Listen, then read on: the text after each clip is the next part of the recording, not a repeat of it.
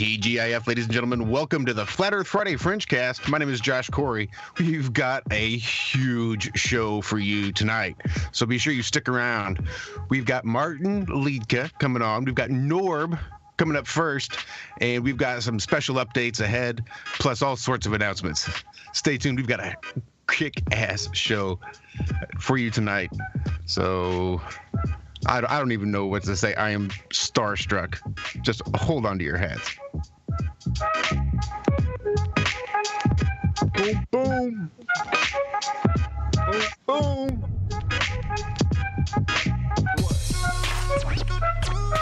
What? TGIF. Thank Gary. It's flat. If God's not your thing, thank Gary. Thank anybody with a G. Make sure it's got a big G. It'll get you in trouble. Anyway, welcome. Let's just see who else we got going on here. Adam, what are you talking about? Adam, I see you making all sorts of hand gestures. You might as well just. I'll just start playing Norb. I got those three dirty buttons again, mate. Sorry. But they call it gravity. Totally forgot it. Hold up, bro. You don't believe in gravity? I call it density and buoyancy. Number 4. I know you heard this one before. Look at the ships disappear on the horizon as they dip, but a zoom lens brings it back in. There it is. Nope, that's just refraction, a mirage. Number 5. Look up. Don't you see the satellite? Don't you see the blinking lights? How the fuck can you deny? Cause I look up every night and I see the same sky. Nothing ever paralyzes, nothing ever flies by. Stuck in the matrix, I hate this fiction. Spaceships, photoshopped reality from data strips. Yet we believe 6 moon missions made it. Yet all we see is CGI and some great tricks. This rule is completely underrated. Keep your social life and flat earth completely separated. Cause the skeptics won't get this, but get this. Our freedom of artistic expression and free speech is under threat. Number 8, I hate it. Sideways, that's infinity. I was made from the Trinity, not no apes, just divinity. My algorithm is set to 432 hertz. Perfect fractal patterns, those are nature's words. Number 9, the math and the numbers say it all. Railroads and canals were rebuilt on no ball. And from ancient civilizations to today's ship, the engineers don't put the curvature in their equations. I'm saying number 10, get ready to pretend. Regurgitate again, cause you can't fit. My friend, if you get too many F's, you get sent to the dock. You got AD, now you're popping a cocktail full of chem. So they say the sun is 93 million miles away. That's a bunch of bullshit, hot spots prove so it. They say the sun is 93 million miles away. Get your mind right or they start to abuse it. They call it a sea level, not a sea curve. And I don't see curve, I'm a true sea curve. Vomit on reality distorted by these teachers and doctrinated research. That's no one smokes a weed from. What?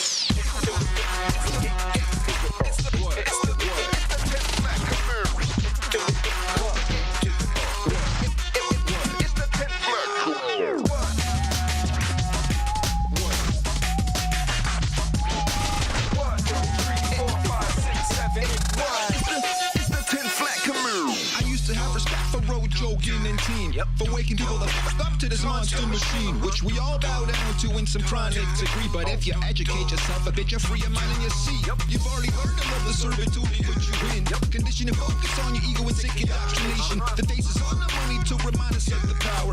Prophecies were simply repeating the plans of these powers. Bilderberg, Masons, Illuminati extremists. Down the rabbit hole, Pandora's box, they pledge allegiance. They study your subconscious and condition you to serve. You obey, you fear them, build your ego up and diverge.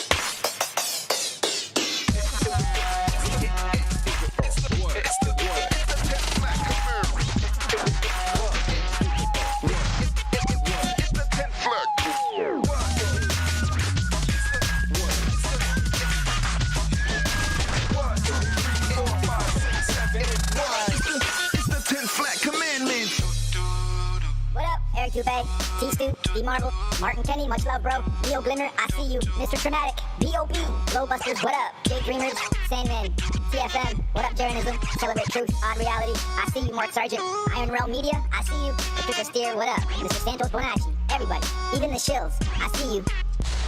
This and tons of other tracks are available on iTunes, Spotify. Support your conscious artists. Links will be in the descriptions. This is B. Louie. Thank you guys for watching. Have a great day.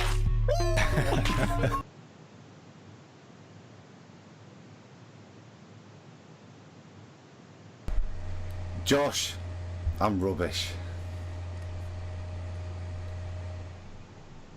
I only apologize. What's going on? Don't be so hard on yourself. What happened? I got that premature button pressing again, didn't I? I shot too early again. I apologise. It happens.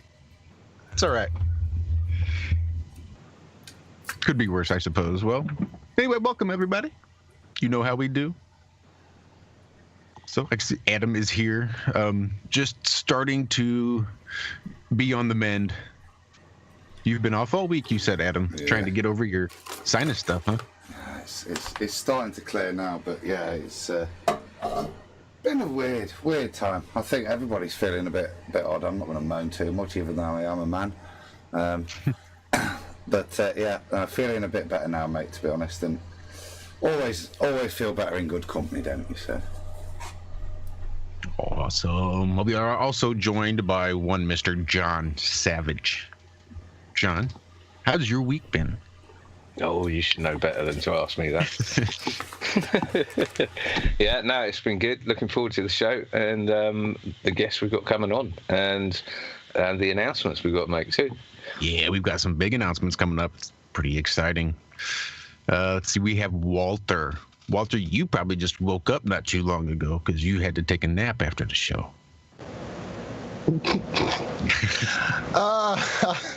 You're not supposed to give away all the old man secrets.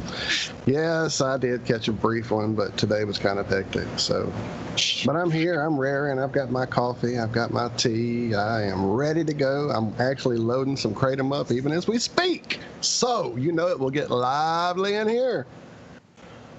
Of course it will. How was the rest of your day, sir? Oh, you know what it's like when you need to go and earn an arbitrary piece of paper just in order to buy food and water in order to stay alive? Well, I just needed to go find the nearest slave master that's willing to pay me for all of my hard work and energy to give me some of those meaningless arbitrary pieces of paper. I've read it. Yeah. Other than that, it was fun. Hot. It's about 98 degrees here, just outside of St. Louis.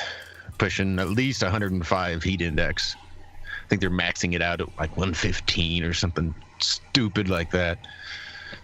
So I'm down in the basement where it's cool. One of the few times I'm not actually cold down here. So that's always nice. Well, let's see. That's three of you. Well, cool. Do it! That brings Pull the pin. And this is something I am so happy to be able to say because, well, let's face it, this is just another member of the family. The family, as they like to say over there in the TFR chat. The family. Not kind of like family, but for flat earthers, it's family. Anyway, we're always looking to add to our arsenal, our huge arsenal of things that we can do, and we're always looking for super smart people that are willing to get out there and hashtag test it for themselves. And this gentleman is definitely one of those people, and because he is family, we really wanted to be able to include him more in what we do here on the Iron Realm. So we have asked Mr. Zachary Zabala if he would be willing to join us every week here on the Iron Realm and sort of participate in the things we got going on even behind the scenes. So we now have a Good Times for All mascot here. So we expect everyone to be having a good time now that we have Zachary Zabala. So everybody, I want you to give Zachary a huge warm welcome. Whee! You must have, you've got to have something on that soundboard, Josh. Oh, you know I do. Ah, yeah.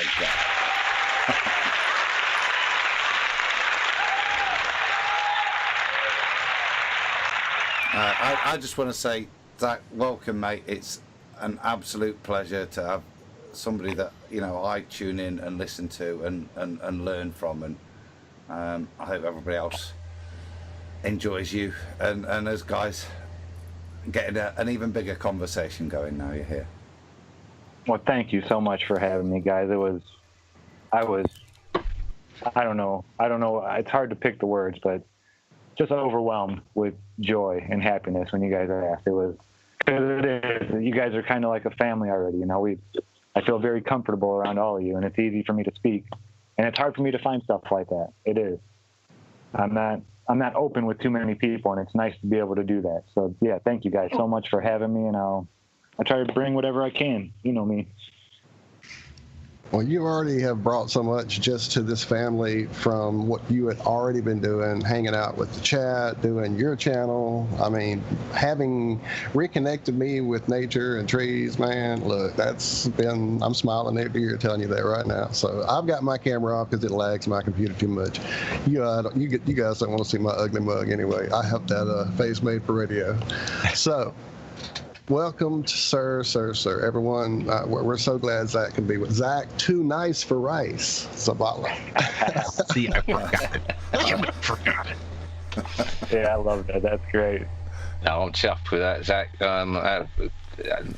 Looking forward to, getting down to some good stuff. I'm not part of the family, but I am the estranged weird cousin.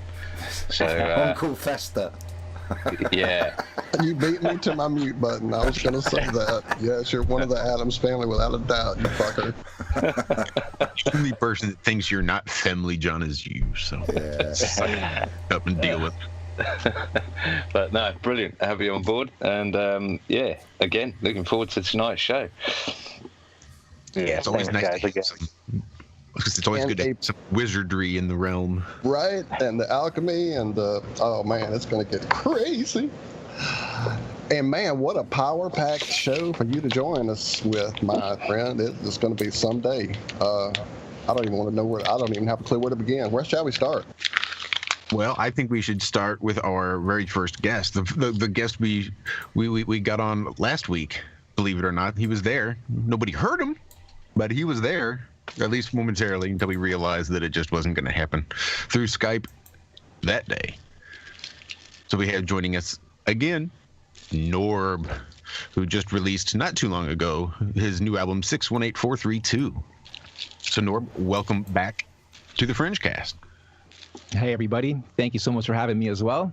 I'd like to actually echo Zachary's sentiment with being comfortable to talk on the show. I've been turning down a lot of interviews, and some of the really big ones even, because I'm afraid of what they'll do with me and my content and how they'll edit it. So I'll echo that with feeling comfortable and love what you guys are doing. I'm sorry last week didn't work, but happiness, love, light, and knowledge to everybody. I hope I can add to today's show in the biggest way possible. Thank you for having me. Thank you so much, man. Thank you. That's awesome. Thank you so much. Cheers. No problem. I actually will even further that point by saying I do believe the smaller independent channels aren't getting enough love and light out there. So you guys in the chat listening, don't be shy to bump this. I know it's 4 hours. It's long sometimes, but it deserves more light than some of these bigger guys, because the real truths, I think, and the people that hold weight and don't twist stories are the smaller independent channels that aren't getting the much deserved light they do deserve. Oh, shucks. Cheers, Norbs. I'll stop ass kissing there. But yeah, I'm excited. Today is also another really big day for me on a personal level, because this whole 618432 project, for those that don't know, jump on Spotify, iTunes, Tidal, Amazon, wherever you stream, and just look up 618432. 618 is the golden ratio in numerology. It's also the date I chose to launch this on, June 18th. It's also the unit number where I live. It's a cool triple entendre. And 432 is the hertz that we should be sticking to with our music, which we'll get into, I guess, more in a moment. But that launched a few weeks ago through a platform, a distribution company that is a Canadian startup that has been kind of trying to get me on board to join their team. And I want to check out their system and whatnot before doing so. So I have now joined a team in Canada on their journey as a startup to help people like myself even get their music out there and get it off the free download, free stream places like SoundCloud and whatnot, and get them onto the actual stores to help young artists, new artists get discovered and monetize. So I just wanted to throw that in there, that this journey of me starting with the Flat Earth journey on the Norb theory with Martin Kenny and reproducing his work brought me to I had my eyes closed. The stems from that track were used all over that Norb Theory thing, and everyone was like, what's that song? What's that song? What's that song? What's that song? And I'm like, this is a really interesting moment for me to take this single and do something with it. And it turned into a 14-track, full-fledged album, all done at 432 hertz. And now it's brought me to a COO position of a beautiful Canadian startup. And in some weird way, shape, or form, you guys were a part of that because I was on this platform before any of this happened. So yay, and cool, and I'm happy to share this with you guys because it all happened today. Norbs, do you want to elaborate on that, mate? What you just dropped in there, that amazing thing you're planning on right now next? Right now, it's in an alpha stage where they're getting all the tech and the first few features working. If you guys do want to take a look, it's sparemusic.com, just like a spare tire, sparemusic.com. And you'll see the first initial interface with the first few features working. And you can already upload your stuff and get it on all the stores and whatnot. But the new official rollout of the site, the interface, the features, add-ons, etc., is all going to be rolling out in the next couple of weeks, which is a part of why I've been brought on board to try to help with the mass user acquisition and just the way we're going to operate as a company and how we're going to structure the services and try to try to compete with the TuneCores and DistroKids and others out there that are leading this industry and kind of monopolizing it right now. Norb, are you looking into the podcast arena as well, or just music only? All and any audio, really, except for, I don't know if they'll accept acapellas. I'm still looking into how to deal with acapellas because I do want our platform to service both those that make beats and those that make vocals, just do vocals and team them up. But we are accepting Foley, scores, intro, outros, stings, really any audio that can be sold or licensed to films or ad networks or ads.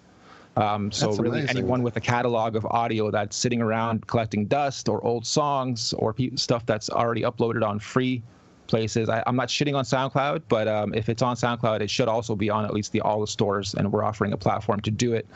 And because it's so new, anyone that gets in now, those first few batches are going to be somewhat quote unquote grandfathered in. So they'll always have those incentives and features that, you know, when the company's a year or two old, I'm already seeing a success with this. And in my come up, I've been blessed in life by doing 60plus.coms and split testing my way to my winner. So I can identify losers and what not to do very quickly. And I say no to partnering with people very often. 99.9% of the time I'll say no. And this is a yes from all sides. So I do see this going huge. And I think anyone that gets involved now is going to be nicely rewarded once it does get there because they were grandfathered in as of now. So sparemusic.com. If you make music, audio, Foley, scores, acapellas, if you're involved in music in any way or have WAV files sitting there, we can help monetize them for you and hopefully get you discovered. That's awesome. That's really interesting. And I must say I'm quite blushed that you're on IONRM. You're saying you don't back losers, so nice. Like that. That too, thank you. In fact, like, it's funny because I won't back some of the winners out there right now that shouldn't be winners in my opinion, but they are just because they were either first dibs or they attracted through controversy, but they're pulling to buy now buttons or they're pulling to religion or they're pulling to ebooks and too much. There should be more just truth spreading, less monetizing and buy now buttoning. So I like what you guys are doing from the heart. And I'm still just a guy. I'm still just a regular guy that just works hard and is persistent. And I've dug my way through some cool moments in life. But I'm happy to be here and share some of this knowledge for the up and coming entrepreneurs, musicians, etc. Well, that is absolutely amazing. That's to be able to empower these young artists that way is awesome. And there's so many people out there making truth music right now. Just it's everywhere. So yeah, this is amazing. Yeah, specifically, there's a guy named Flat Earth Music Guy, right? There's like an actual Flat Earth Music Guy. He named himself something like that. If you listen, bro, hit me up. I want your stuff. I think you deserve better monetization strategies because he gets a lot of views on his music. I noticed. I checked him out in detail a bit because I think he'll be one of the individuals I reach out to if he doesn't reach out to me. So his name's Alex. He lives in Spain. He should be over for the Flat Earth conference in Colorado, I think, shortly. Cool. Yeah, I think he's heading it up actually and releasing a few a few songs on there. He's a really talented guy. He I think he sort of cut his teeth making ringtones and things like this. But my word, what a talent! Yeah, he's a good bloke, I think. Yeah, I ended up watching one of his videos and was so amused because you can tell he also puts in a lot of effort into his music, his green screening, his cats on satellites while they're flying and playing guitar and all this. So, and I also saw him comment on feedback on my album somewhere along the way here as I'm going through looking at the ecosystem's response to my releases. And he said his next album will also be a 432, if I'm not mistaken. So that's what made me go, okay, I got to reach out to this guy when the timing's right. And so pretty soon it'll be time to start actually mass recruiting everybody to the system and getting their music onto here. And as far as blessing others, I'll tell you something. My biggest success in life so far has come from making other people money and me. They say if you give enough people what they want, you get what you want. So when my music production software days, I had an affiliate program that gave out 75% commission, which sounds crazy, but every $100 you get $75, and what that does is it attracts marketers from around the world. And I ended up with this 50,000 plus marketing team, creative team around the world over 6 years that pushed hundreds of thousands of units of software to 200 countries. I could never do that on my own. I couldn't do 25% of that on my own. But because I enabled a lot of people in third world countries that can't make money locally this way, like this type of money, big money, I made a lot of quote unquote millionaires for their own ecosystems and environments.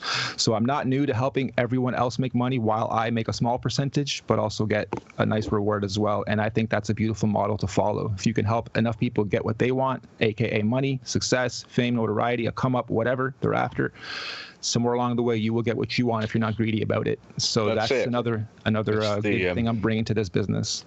It's the give a man a fish or teach a man a fish sort of philosophy.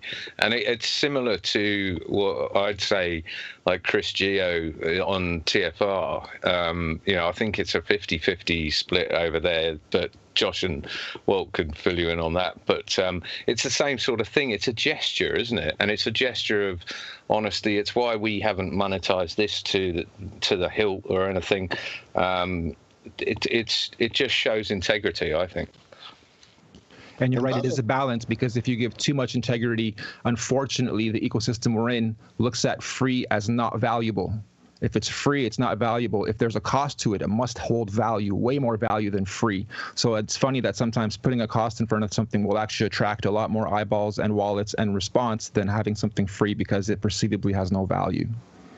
I learned that a lot with my come up too. When I launched my software, it was $29, and I did split testing with that as well. I started at 7. They bought 17. They bought 27. They bought 37. They stopped buying 29. They kept buying. I stopped there for about a year, got the brand established. And after a year, I rebranded a little bit. I versioned the software to now version 2.0 and had a new marketing opportunity and a chance to test new prices again. I went to 39. I almost doubled my units sold per day because I didn't know, but along that year, the brand established so quick that people were actually, I thought I was doing great, moving the amount of units I was moving, but people were like, oh, it's only $29. It must suck. When I took it to 39, all of a sudden I'm selling almost twice as many units. So it's weird. Sometimes you'll raise the price of something and the market will respond in a very favorable way.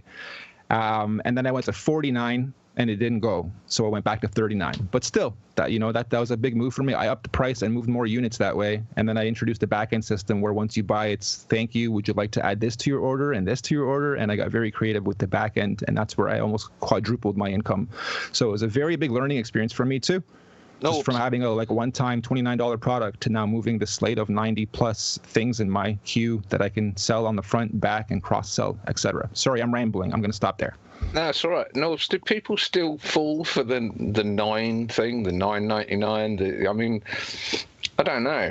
In retail, customers, the markets have been conditioned to $9.99 or ending in 9.9 or 9.8. 9.5 sometimes works as well. These are seasonal tests that most brands try. And online, in depending on the niches, but it's usually in the 7s, 99, 97. You'll notice 7s a lot. Or 97 or something. Yes, and that's because the earlier online marketers that dominated the industry did these split tests as well. 93, 94, 95, all of them, and they found the 7 for whatever reason psychologically tells the user, well, they know they can't go any lower than 97 because they would have just put 99, so why not just put the next price up?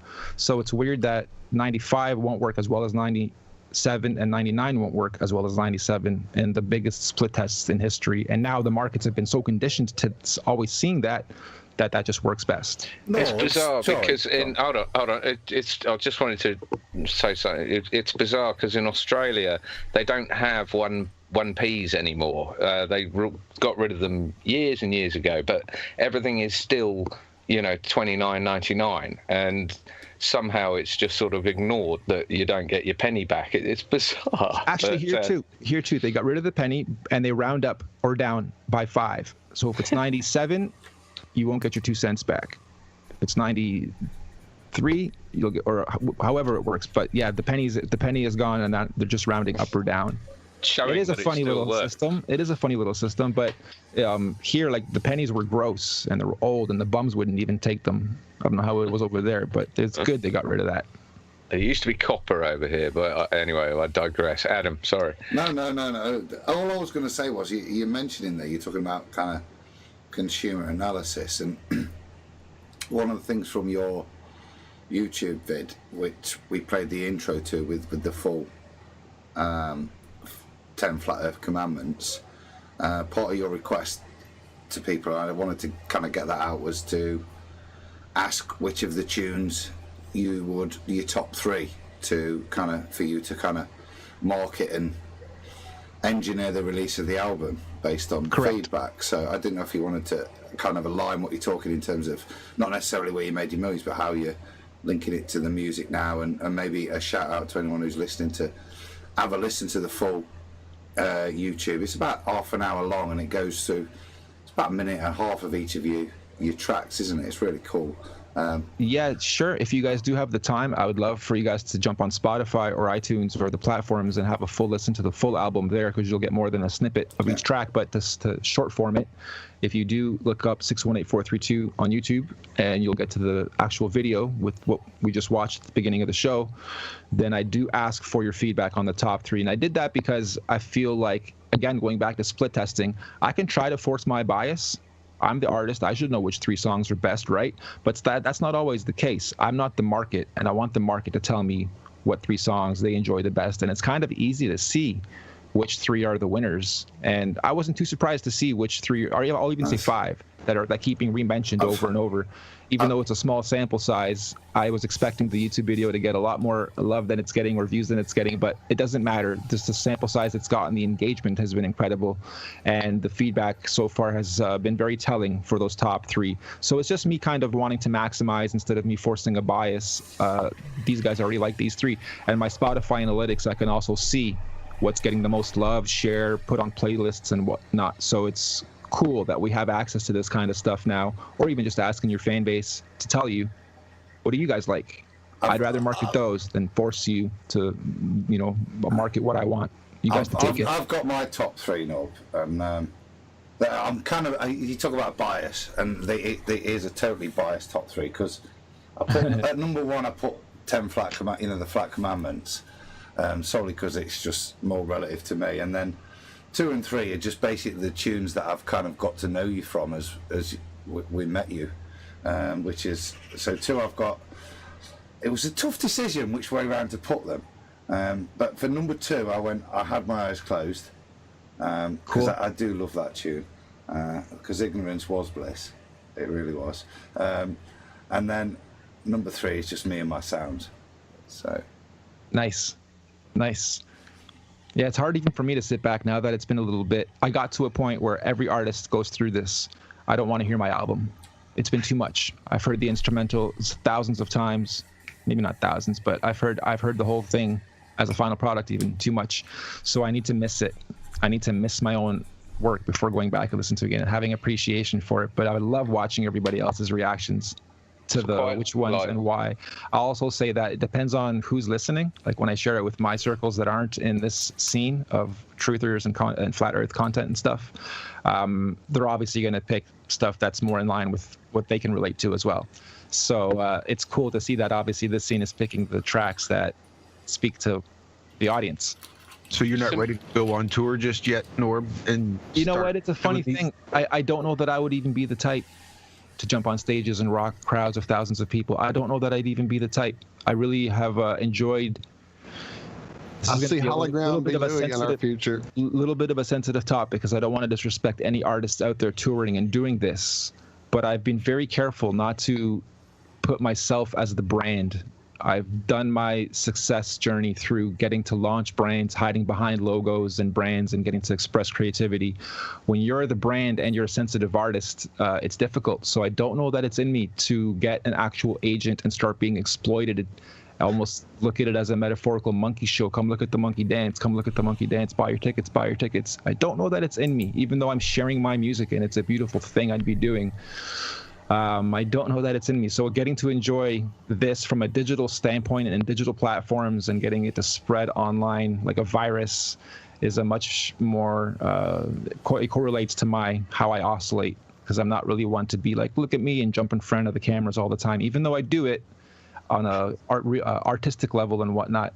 And now I'm doing it through a company that I'm joining, so it'll be a cool journey, but it's still all music related. But sorry, just to get back to my point that, yeah, I don't know if I can tour. I don't know if I could do the whole like touring and selling tickets and all that. I'm with you, Norbs. Well, one of your fans in chat is saying hello and missing you and shaking her head at you, Candy. I'm sorry, I'm not looking at the chat. Hi, Candy. Hi, Candy. And tell her, Candy, and tell everybody, eventually, after this interview, I have to take a little bit of a break from the interviews, and my next couple have to be on not Flat Earth or Truther channels to balance this whole thing out for me. So I am going to be doing an interview with Candy in the future once everything settles down as a follow-up, so that I at least have one interview to look forward to sort of a little further in the future once everything does die down, so I'm not forgotten. But for now, I want to sort of use this as a cue to sort of take a break from all this promo I'm doing. Well, we appreciate it, my friend. Thank you so much. We prepped some OBS windows for Candy for that interview, but I was going to I just wanted to come back, guys, just to those top three. I don't know if anyone else wanted to mention it. I don't know. Zach, have you got a favourite tune of Norbs? This chat log gets logged, right? The chats get logged for me to read later? Yes, it does now. If you guys are in the chat logs and have listened to the album and want to drop your top three, or even just top one, if one sticks out at you, I'd love to get some feedback on anybody that already has checked it out. And if you haven't and you do, by the end of the show, somehow with another tab or I don't know how you do that, but yeah, feel free to drop feedback so I can get to it and read the chats later and see what you guys are saying. Yeah, I haven't heard a bad song yet. I'm someone who's into lyrics, and cool. Everything you say has meaning and purpose and is pointed in a certain direction, and I love that. I really appreciate that. That's heartfelt, because I do craft the lyrics to be not to dumb you down, but to enrich and enlighten. And all the lyrics out there by the artists right now are very dumbed down, unfortunately. Yeah, it's amazing, man, the stuff you do. And I'm not a music person anymore. I was big time, and then I found out what they were using music for about 5-6 years ago. Music was a huge part of my life. I used to write. I wrote a lot of poetry. I used to make music. I have a few songs myself. But once I realized that they were using it, especially against children, to manipulate their minds and get them to think a certain way and even chant certain things that normally they would never do, it just I don't listen to the music anymore. I'm going to start with yours, though. I think I've been. I hear you fully. I just did the interview with Billy Ray Valentine on Sunday, and pretty much the full half hour covering the music side of things was the the truths behind Frequencies and why they tweaked it from 432 to 440, and why the lyrics are the way they are, why the symbolism's there, why they recruit talent from such a young age and beauty from such a young age into these gifted programs like I kept getting recruited to. Fully agree with you. And since 1904, all the biggest music production houses in the world hired acoustical scientists to figure out which tones and frequencies and pitches do what to the human psyche and body and soul. Would you at this point, just before we go into a bit more detail, just for people that maybe haven't heard you before, just reiterate what's different about your music and this album and the 432 and why that is important? I know we've covered it before, but just for those that maybe haven't heard it before. Could Yeah, you it just looks give like we do have some new people in chat, so that's awesome too. No problem. Here, I'll try to do it in a brief point form because it can get deep quick and I'll get sidetracked. And if I do, please speed me up. I'll try to make this brief, like point by point. Boom, boom, Welcome to boom. the round, Absolutely. mate. All It's all right, good. that's part of the round. So when you say 432 hertz or 440 hertz, what's happening is we're going woo, woo, woo, woo, woo, woo, 440 times per second. And once you get woo, woo that fast, it turns into a woo. So at 432, we got woo. 440, we got woo. 450, we got woo. And the higher you go, the higher the pitch will get, the tone will get. Now, if we take sand or if we take water and we vibrate it at 432 hertz, and you look at the patterns it creates, it'll create the universe's natural designs of flowers, pine cones, trees, anything you look at that has fractals and repetitive patterns. Even us. We oscillate at 8 hertz as human beings, by the way. So in 1904, when they hired these acoustical scientists and figured out what does what to the human psyche, they figured out that by detuning those natural patterns to 440, which when you oscillate or vibrate water or sand at, you'll get a blob, not the universe's natural designs, just this blobby, staticky, unnatural thing. And you stick to music at that hertz, that it makes the human psyche and body and soul react in a hyperactive way and gets people to work harder. Out of all the testing they did, that was their biggest result they found. So since back in the 50s, when they said, okay, universe and everyone on the universe, if you make pianos, if you make instruments, you have to stick to 440 woo, woo, woo per second as the master tuning on A4 440. What A4 440 means is the center key of the piano or a keyboard is C3. If you go C, D, E, F, G, A on one octave above the middle, that A is what they'll tune to the 440 woo, woo, woo, woo, woo. And everyone has to stick to this universal master tuning if you create instruments. Therefore, all the musicians that create the music and then the vocals that go over them will always follow a standard universal pitch. So not everyone's not sort of different. We're all following the same. I don't know why they would want, well, I do know why, but I'm pretending to be naive. So they had to standardize it, quote unquote. And so since the 50s, we have by law been forced to take in, I won't maybe say by law, but by just culture, tradition, and telling everyone this is what they quote unquote have to do, follow tuning if you're creating instruments. Now we can detune instruments. Now there's movements like back to 432. So what I did was when I started every single track that I created, I started a first instrument at 432 and every instrument that followed at 432, then my vocals on top of everything at 432. And now you have a truly created 432 sonically pleasing piece that hits the lows, mids, and highs, and all your chakras are now lined up with the music like it's supposed to be. And now you'll know why people have a special spiritual connection to their soul, to the music of the likes of Bob Marley, Mozart, Jimi Hendrix, Sade, and many others that followed the 432 hertz tuning, not the 440. Here's the trippiest part of everything I just said. I've been a professional music producer for 25 plus years. 2018, I finally launched my first solo debut album, full-fledged album. I've launched tons of compilations and thousands of beats have been sold to low, mid, and high tier artists. 2018, I launched my first solo debut album being this. In my process, I've talked to hundreds of my fellow producers, artists, rappers, singers, engineers, acoustical scientists, few that I know. Nobody has heard of this before until I brought this up to them in my circles. Just to show you how hidden and how oddly hidden this is. I'll stop there. Oh, that was brilliant. Thank you. Can I be geeky sir, just for a sec? You say, Wait, no. Oh, Adam, no. I'm going to put my foot down. John, you have something to say. I did, yeah. I wanted to get a little bit geeky. I was just wondering whether it was a coincidence that 432 it was divisible by 8, being our I hate you, Schumann resonance. being our frequency, you said, and B, how is that measured? Like, how can anyone measure their own frequency? I mean, how do they get to that 8 hertz or whatever it is? Gigahertz. Okay, so this is going to get a little geeky. You'd have to be a music producer or open up music production software, open up a VST, which is a virtual instrument, piano, let's say. Somebody sampled the piano and created it for you virtually. Now you can play it on your MIDI keyboard. And I use Logic. So for instance, in Logic, you would go to your settings, to your tuning settings, and you would detune 440 down by minus 31.6, which would take that down minus 31.6% and give you 432. And it'll tell you on the screen, you've detuned it by this much and you are now hitting this tune. And you can hear it because your piano will go from ding, ding to ding, ding. It just pitched a little lower. So you'll physically hear it that you are now at 432, and there's a visual telling you with a little meter going whatever direction it's going in, depending on what note you're hitting, and it'll tell you the hertz you're hitting. So you can. It's probably me talking gibberish, but the question was, well, my question was, how does someone measure that a human is 8 gigahertz or whatever?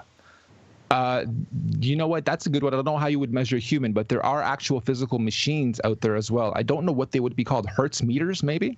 Maybe. I know how to do it through my computer and through digital music production software, and tuning an instrument manually, like a guitar or a piano, you can tune to whatever you want. So therefore, you can. I assume that's how they would have to do it. If you're doing it through a guitar and you don't have a computer handy, or haven't used one to tune before, maybe they're doing it through these Hertz meters. I'm sure someone can Google this right now and throw it in the chat if you guys can. Google Hertz meter or whatever related searches come up. But there's definitely ways to measure hertz and frequencies off of stuff. Yeah, I'll have to have a look into that. And the other question was the fact that 432 is divisible by 8. It goes into 432 54 times. So I'm just wondering if that's... Can I add to that bit, John? Because that's where my geekiness comes in. So, yeah, 432 is divisible by 8 54 times, but so conversely is 440 55 times. Now if we went to 420, what is it, 424, which would be 53 times, is there a difference? Because you're suggesting that at 54 it's in resonance with us and more harmony with us, and excuse my ignorance because I'm a scientist, not an artist. But so you go up that extra 8 hertz to 55 times to 440. What is the significance of that? Is my point really? I know we might be stating that 432 is in tune with us, and maybe that's the clarity why 432 is in tune.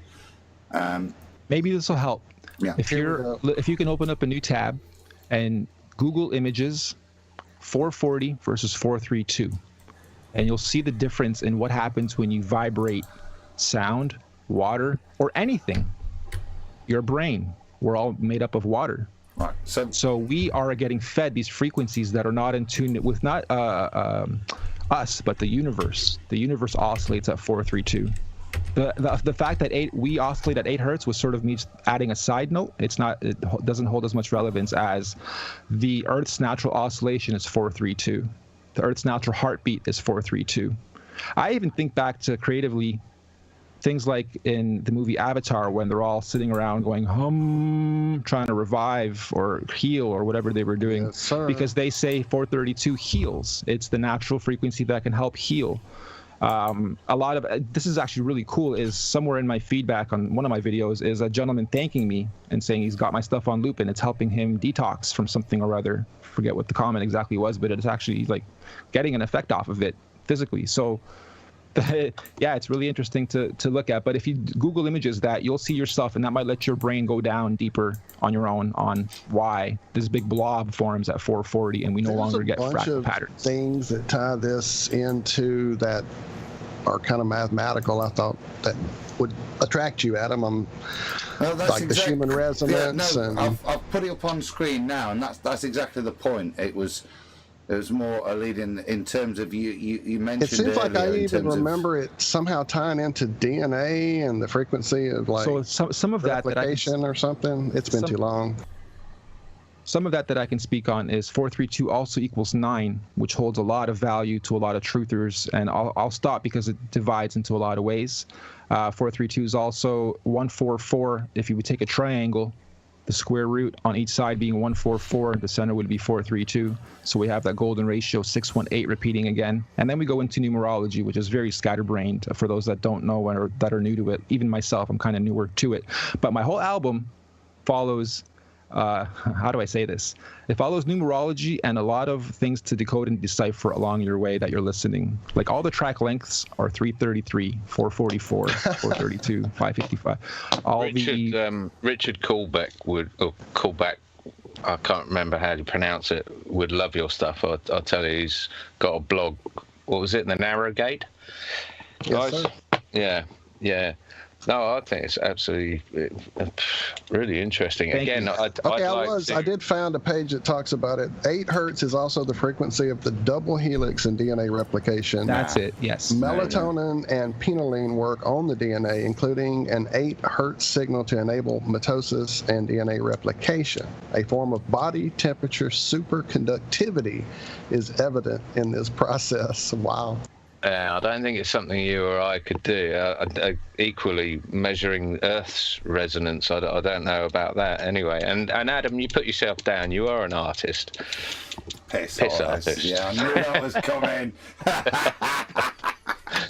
Sorry. I also think we take for granted, and I said sort of the same thing on Sunday's show, that we take in tones. I don't want to call it music anymore. I'll say tones and frequencies on a daily basis in everything. We are drenched in audio, from the background music of trains going by to actual programmed, sonically pleasing cocktails that destroy your soul, like the music we hear, not just in when you press play on a stream or your favorite songs, but elevator music, restaurants, your car, ads, movies, intros, outros of everything. Your own show.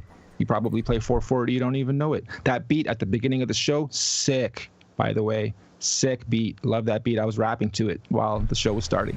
But it's probably at 440 and you guys don't know. And I think that's another cool thing is that even though it's destructive and dirty, the frequency 440, it's so they can still make it so beautiful and you love it so much. It's the new crack. We're a bit destructive and dirty sometimes too. So probably goes with us. Forging that iron. And not for nothing.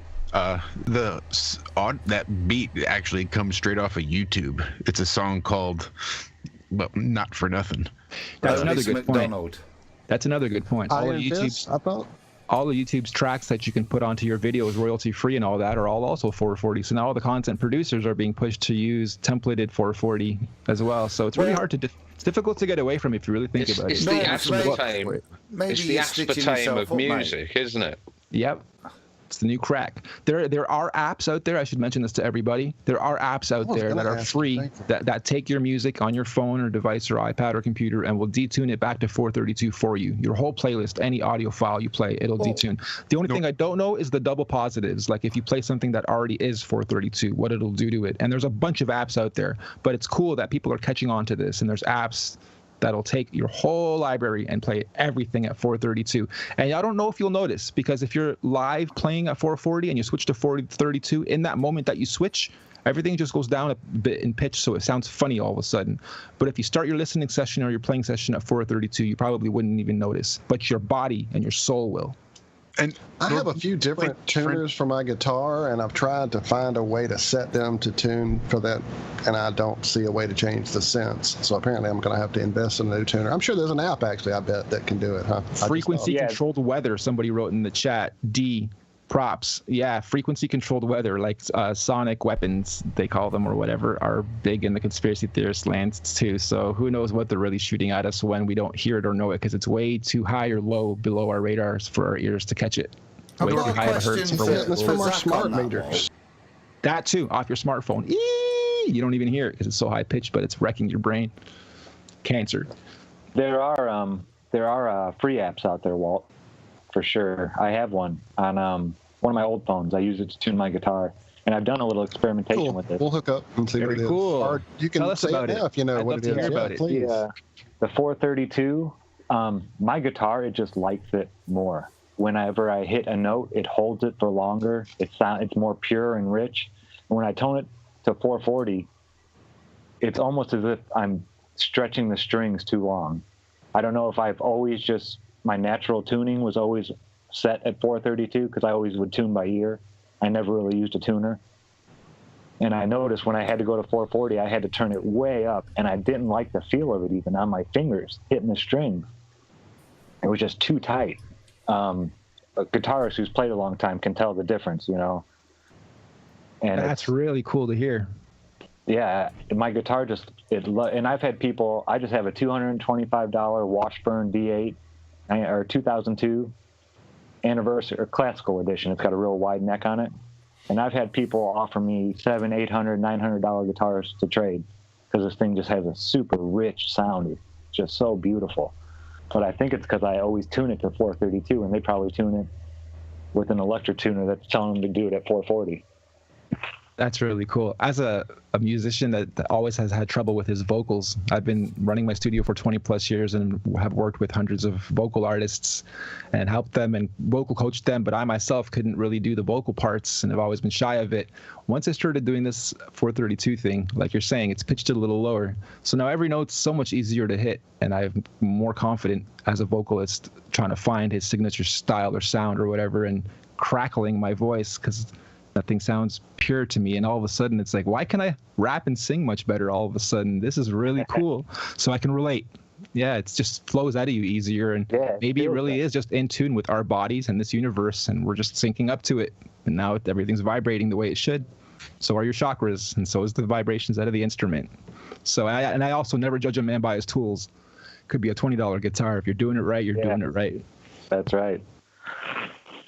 Norb, explain the difference between somebody, say, taking their entire music library and running it through one of these apps that just takes it and then tunes all your music to 432 versus what you did when you made your album. Isn't it? You know what? There are actual arguments, and I tried to look this up and retain the knowledge, but it got too geeky for me. I would have loved to retain the knowledge to regurgitate it right now off the hop. But if you do look up 432 versus 440 conversion versus natural or something like that, you will pull up, a couple good arguments. And it's something to do with the harmonics being natural when you do it my way and unnatural when you simply convert. And the argument is, well, at least it's closer. At least it's a lot closer, and you're still off the 440. So the argument is it's not real 432 if you're just doing it through the apps and converting. You should actually go out and seek albums like mine, things that are labeled with 432 hertz, produced from scratch at 432 hertz. But if you're doing it through the converters, at least you're still getting closer, as close as you can get with the modern stuff without having to sacrifice. Like, I love these artists, I love these songs, but I want to hear them at the properly tuned. That makes a lot of sense to me. It's like a pure sine wave versus a digital sine wave or an adjusted sine wave. You know, when you're looking at inverters and stuff. That makes a lot of sense. That it's from the base, it's 432, not converted. Yeah, definitely. The mathematics don't equate as well, so you're right. Yeah. On that basis, then I've got a favour to ask then, Norb. Even though that sick beat at the beginning we kind of like, is there any chance you'd do as a 432 hertz intro? I'd be happy to. You're a gentleman, sir. Why don't you get, was it Zachary, the guitar? Yeah. 432? Awesome. Why don't we get you to do a riff on your guitar, or three different ideas? And send them over to me, and then I'll do the bass and my little bits and beat, and then we'll give it to these guys as a collective. We'll get Zach to collaborate. I already got it done. Yeah, I already got Can we call it Density? Yeah, it'll be up to you guys. You're funny. Sure. You're so funny. Buoyancy versus density. It's a plumbing link. He's trying to get his plumbing in this week. He's built with density. It's just not gravity. Call it lowercase g. Oh, I like that. Oh, that's sweet, man. That'd be cool. Well, I'm looking online. There's quite a few applications for both online and on your phone. So definitely go out there and look around. I don't even see a point in me trying to recommend a few. There's going to be one in specific you guys come across. It's very basic, one-page scroll, and it talks about the spiritual aspects and the healing aspects and the actual vibratory effect your body and soul and brain take in. You probably come across it quite a bit in your research if you do it, because it'll be one of the top results on most related searches. So yeah, just a good bit of knowledge to take in. And again, I'm baffled. I'm 39. I've been in music for so long on a professional level. I've moved so much software.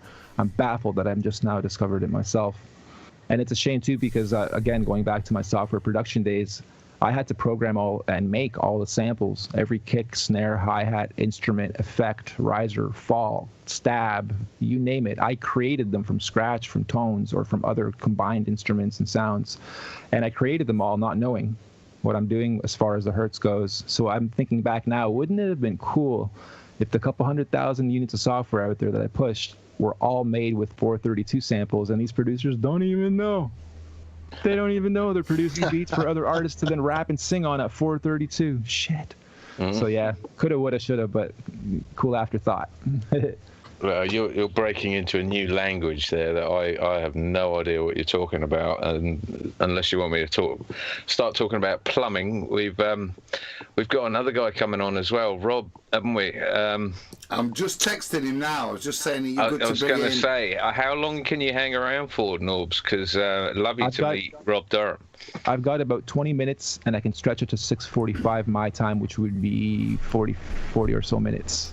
So cool. If it's my time to go, I'd be happy to pass the mic over. Oh, no, you do not have to go anywhere. Longer, sir. I'd be happy to do either. Hey, don't leave. Don't leave. Whatever you do, bro. It's no, I'd like to cross you over. Yeah, so that you guys we wanted you to meet him, actually. He's sure. Yeah, I'd be happy quite to. a gentleman in the community here. Just making sure I'm not taking up my portion too much. Oh, no, sir. Sure. You could stay the whole 7 hours if it turns into that. Yeah, I wish you could, actually, yeah. Anyone can who's coming on, absolutely. Yeah, and we have talked about quite a few topics, so you guys can chop this video up into smaller, easier to munch on, portion-controlled bits for the audience. There's an appeal, isn't it, to our audience that we're looking for, is it a Seventh-day Truth Seeker or a Potter's Clay that chops up decent segments and releases them?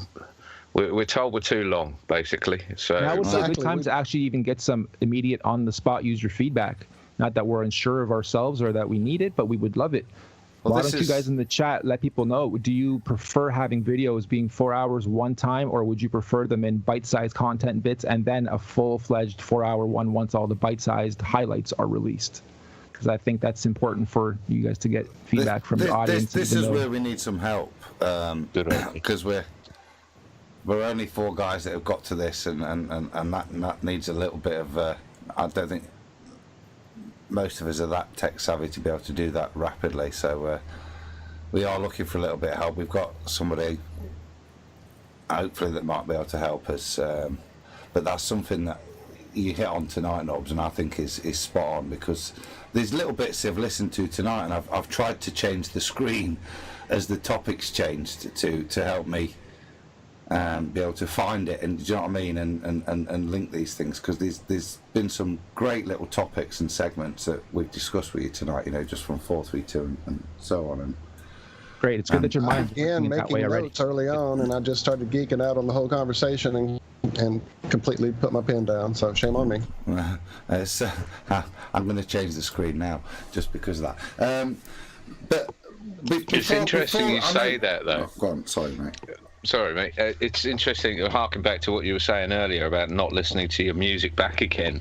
It's very much what goes on with podcasting, and what we're doing here is that, to my knowledge, I think I'm the only one who actually, because I've got no memory, I don't remember this show.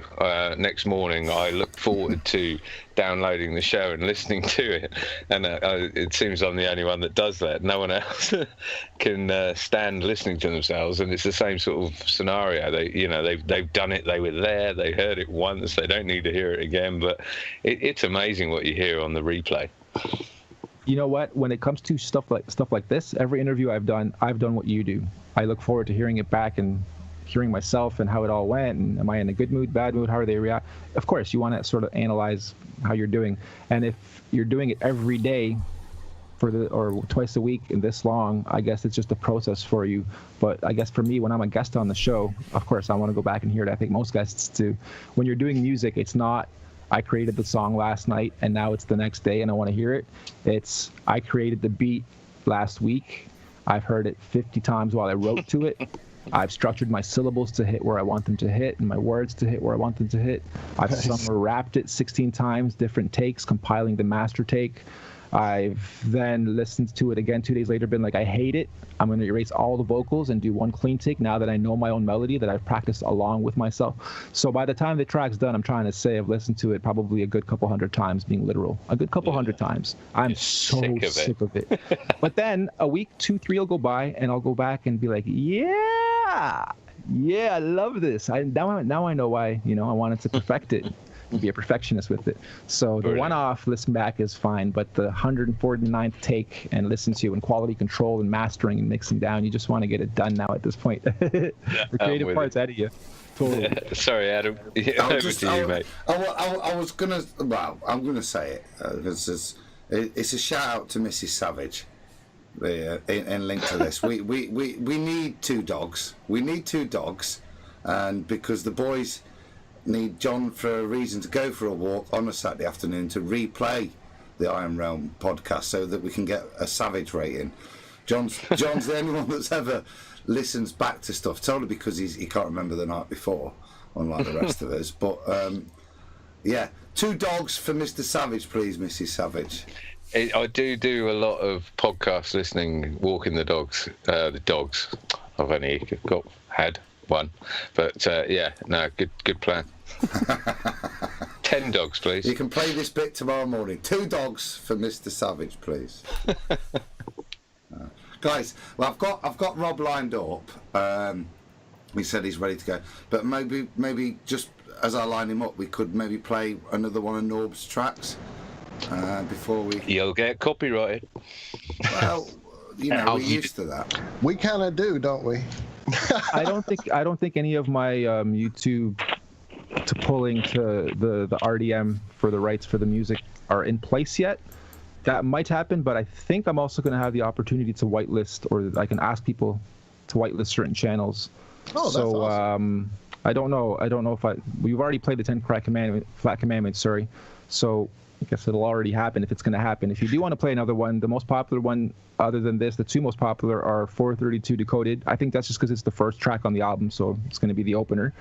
And then the other one people like are Good Girl versus Bad Boy and Illuminati. Yes. What's your favorite, Norb? What was your favorite one while you were making it? Which one is the one that you think is the most influential? I'm still going to pass it back to the audience, and I think Illuminati would take the win. Yeah. I want them to hear what they want. I hear you. It rattles the windows. Awesome to hear that. Well, you want to play that one? Because I'll be more than happy. That was my top 3 actually, was 432 Decoded. That song makes me miss my old thumping system big time. And I'm sorry, was that a cue for me to line it up, or are you guys going to line it up? I'm trying. We're working on it. Okay, no problem. No rush. Yeah, I just wanted to make sure it wasn't on me. No. Look, I've got it. We can do it my way. Oh, I know they watch me try to control my soul and my mind and my body. Illuminati. Oh, I know they watch me try to control my soul and my mind and my body.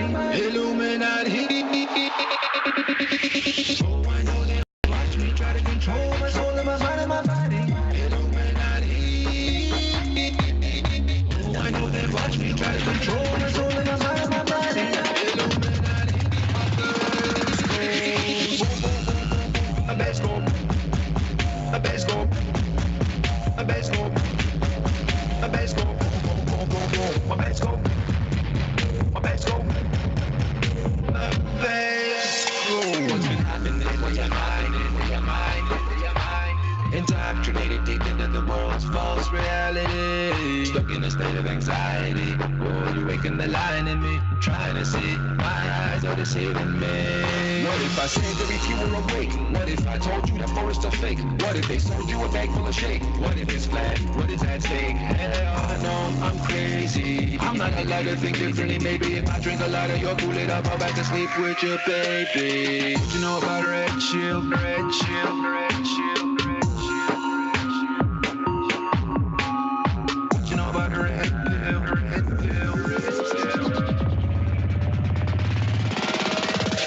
My first goes.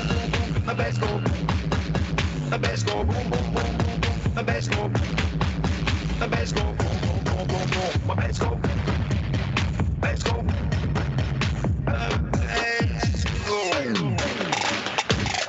Don't wanna hear what you're telling me, cause I know that you're really my enemy. And I know that they're hiding the truth from me. Might be sending some troops for me. What if I say dinosaurs are made up? What if the satellites really stayed up? What if the South Pole wasn't off limits? What if the firmament wasn't a business? What if the agencies are really teamed up? What if we're really living in a big cup? What if this reality's just a perception? What if we're lied to, it's all a deception? Hell, oh, I know they watch me true. Oh, I know they watch me try to control my soul and my mind and my body. Oh, I know they watch me try to control my soul and my mind and my body.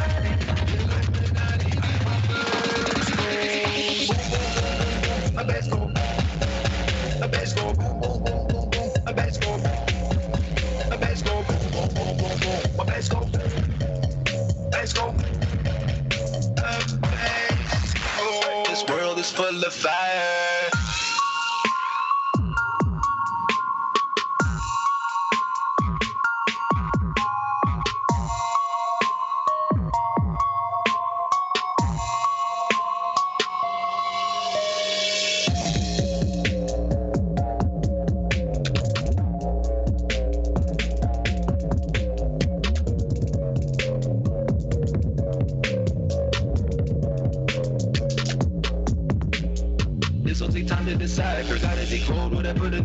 Say this world is full of fire.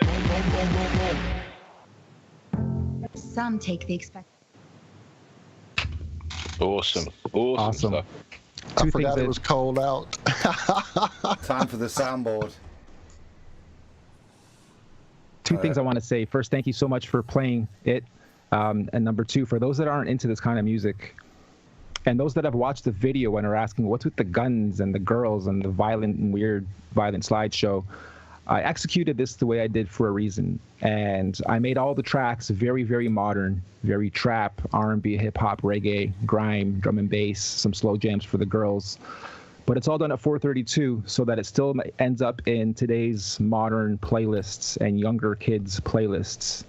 And sometimes you got to use their own weapons against them. So this was sort of my way of reinterpreting that, saying I don't want to make it all kumbaya, happy-go-lucky. I could have made it all tones and made you feel all floaty the whole time, but I do want to not target fellow truthers. You guys are already awake. I want you guys to love it, enjoy it, and share it, but do your best to get it into the younger kids' hands and heads and people that aren't used to 432 but still like this kind of music. So I'm sort of doing a double positive. I might lose some subs that are so used to seeing nothing but beauty and love, and they see no evil, hear no evil. Suddenly they have all this trap music, and there's girls, a girl smoking a joint. There's me acting in one of the shows I used to act in, and we're all handling guns and like chasing each other with guns. So people might not get it, but it's not for the people that are already awake. It's for those that are already used to getting their daily poisons of drenched red and guns and violence and women and sex. And I'm using it against them, but with my soundtrack underneath it all, so that they're at least getting what they're used to. And then they're also getting what they're not used to and they don't know they're getting, which is the 432 hertz music. There we go. Genius, man. Genius. Absolutely genius. Oh, and also, as a small point, for those that care about cinematography and the small aesthetics of film production, there are bullets coming out of the guns in slow motion when girls shoot them all sexy like. And there are words on the bullets if you care to stop and look, and it says lust and money and greed and the 7 sins, etc. on the actual bullets. So there is beauty in some of it, but you just got to look for it, because all of that video, as violent as it might be or weird as or off kumbaya land it might be, it's beautiful in its own right if you understand cinematography. Plus, smoking a joint is there's nothing wrong with that, and a gun itself is not evil or violent. It's who's in control of it that is. Well said, and same goes for frequencies. Aye. Look at you go, Zach. Zach's back in.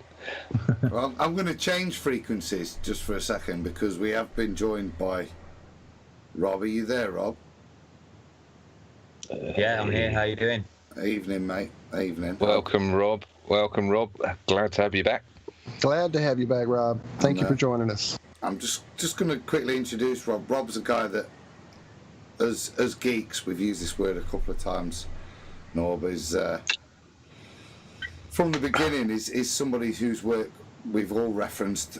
John, me, all the guys, you know, utmost respect for what he's done, and he's kind of come tonight to give us an update on kind of a next level thing that they're doing now, kind of stuff that we wouldn't dream of been possible. I wouldn't have thought a year or two ago.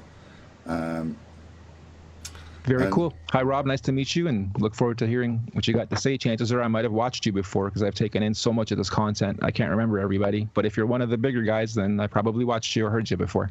Well, to give him his full name is Rob Durham. But yeah, over to you, Rob. Yeah, I won't class myself as one of the big guys. But, he's quite short when I met you in that lift. Big but quiet. It's it's like IRM. We have the potential to be enormous, but we're very quiet.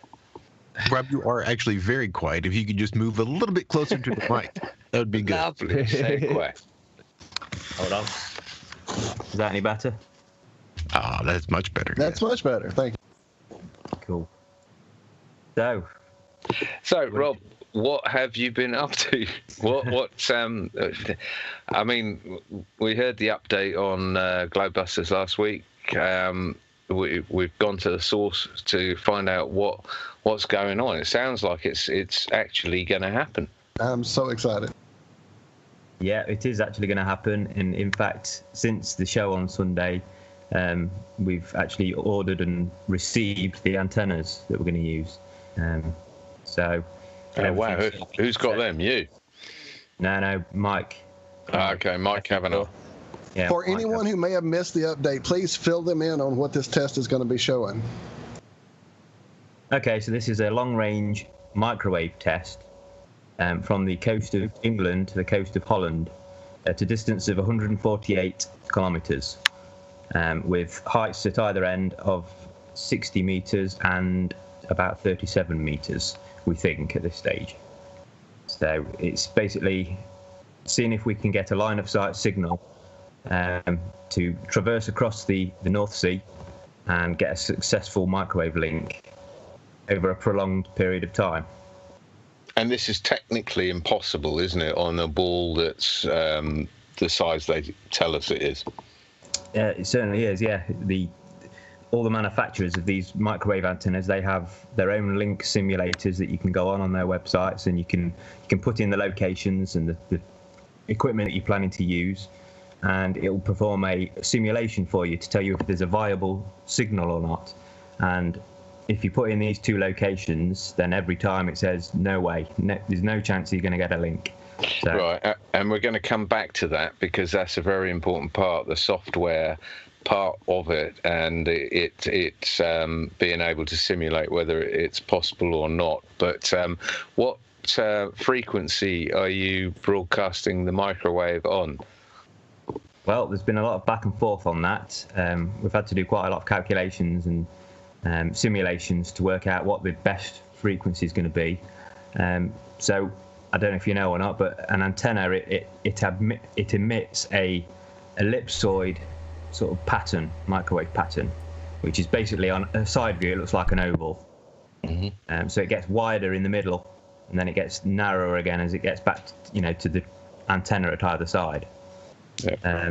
So at the height we are planning to perform the experiment at, we calculated that the distance down to the sea from sort of the midpoint of the microwave transmission would be about 50 meters. So we did some simulations, and it turns out that the 5 gigahertz frequency is the ideal frequency band to run the experiment in, as it'll clear the water by about, I think it was about 4 meters. So we'd have a 4 meter clearance between the bottom of the first Fresnel zone and the sea. So on that note, I just want to bring Norbs in on frequency. Does that mean anything to you? 5 gigahertz and the Fresnel zones and all this sort of thing? Yeah, I'm not too unfamiliar with it, but if we look back at music production and we're talking about 432 hertz, that's 432 woo, woo, woo, oscillating in 1 second. If we're talking 5 gigahertz, I guess that would be such a high, way out of our hearing range. Yeah, for sure. Way out of, like, not even dogs, nothing can hear that. So that's where I guess you would need the technology to do all this in the simulations. But I am fascinated as I'm listening because the two cross-pollinate, and I'm curious what your machines and simulations would do with the 432 hertz frequency, just for my own selfish reasons, obviously, because I'm curious now. But that is the oscillation of the Earth, so feel free to even mess around with that frequency just as a random test for yourselves. Or even 8 hertz. Sorry, John. Rob, before you answer Thank you, John. I was going to suggest the 8 hertz. And 8. And 528 is also another sacred one, and there's 2 or 3 more. And if you guys do your research on 440 versus 432, you'll come across the other ones as well. There's about 5. But 432 is the most crossed in big data points. That's why everyone clings to it and says that is the one that the Earth oscillates at. Interesting. There was a question. Sorry, Josh. It's for Rob Spencer. Didn't I? Yeah, no, we were good. Rob, do you need to screen share or anything if you want to present anything? It's just I'll get set up here in case you do. That was all. I don't think so, not at the minute. That's if all anything good. comes up, I'll let you know. No worries. Turned into our technical man. Sorry, Josh. I Over have to you, these mate. things to consider. See, I love it. That's This is actually perfect timing for me, approaching 6:30, and I just got my text here that my ride is on its way. Awesome. So passing the mic off to Rob, and if you guys do have any final questions, comments, or anything, feel free to share now. And in the meantime, while you prepare any thoughts or questions, thank you so much for having me once again. Thank you, everyone in the chat. I've been kind of peeking over to see what people are saying. And I do hope you guys take the opportunity for showing some love for my album, 618432, Spotify, iTunes, Tidal, Amazon, Google Play, all that. And to the show itself, Iron Realm Media, for playing it, plugging it, supporting me. I support you guys back. I love you all. I love everyone listening. Thank you so much for having me. Mate. You're a legend. Where can budding artists get in touch with you to get your magic? For now, until I'm officially in team with my own email address to plug in all that, you guys can reach me through my YouTube channel. Probably would be the easiest. I currently would rather not promote email address because I'm bad at them. Have about 13 to look after. So for now, feel free to reach out to me literally right through my YouTube. I kind of check this most often lately now, oddly. And I told the guys on the pre-show Wednesday that's how I would get in touch with you on your YouTube comments. for the website itself, if you guys do want to get grandfathered in, even before I do the initial promo and announcement, officially, it's once again sparemusic.com. And you might not be too impressed with what you see right now, but just bookmark it or sign up. Just make sure you're in there, and in a few weeks you'll see the official rollout of everything come out. Brilliant. Sparemusic.com, and your YouTube channel is Norb's World. Norb's World with a Z or a Z, depending where you're from. NORBZ or Z, Norb's World. Brilliant. And the rest of the stuff you can find me on Spotify and all the players out there, the stream sites out there. Oh, it's been great. I think I could speak for everyone that absolutely humbled, honoured that you chose IRM to come on and talk to us. Really cool. Good luck with the album, and we'll thank you so have much. You back anytime. Thank you so much, and I will be back. I'm going to take a little break, but I do look forward to staying on the sidelines and watching and listening, and I will be back in the future once I detox from all this a little bit. I'll be shooting some guitar riffs your way, my friend. Don't worry. Okay, great. So, Rob, nice to meet you. Well. I'm going to listen a little bit while I get ready here, and Rob, I look forward to hearing your results once they come out. So, again, thank you, everybody. Norb, real quick before you take off, there was a question in the chat on Sunday over there on TFR that somebody wanted me to ask that I never got around to asking you, but it was a really good one that I was real curious about myself. Are you familiar at all with binaural beats? Yes. Wow. Can't believe you just said that. I go to sleep to binaural beats, mate. It's such a big topic. It's what healed my wreck. but a beautiful topic, and it does go over this. There's actually another one I recently watched. Some guy did something called The Most Mind-Blowing Conspiracies, and it went over frequencies on a level I didn't even know.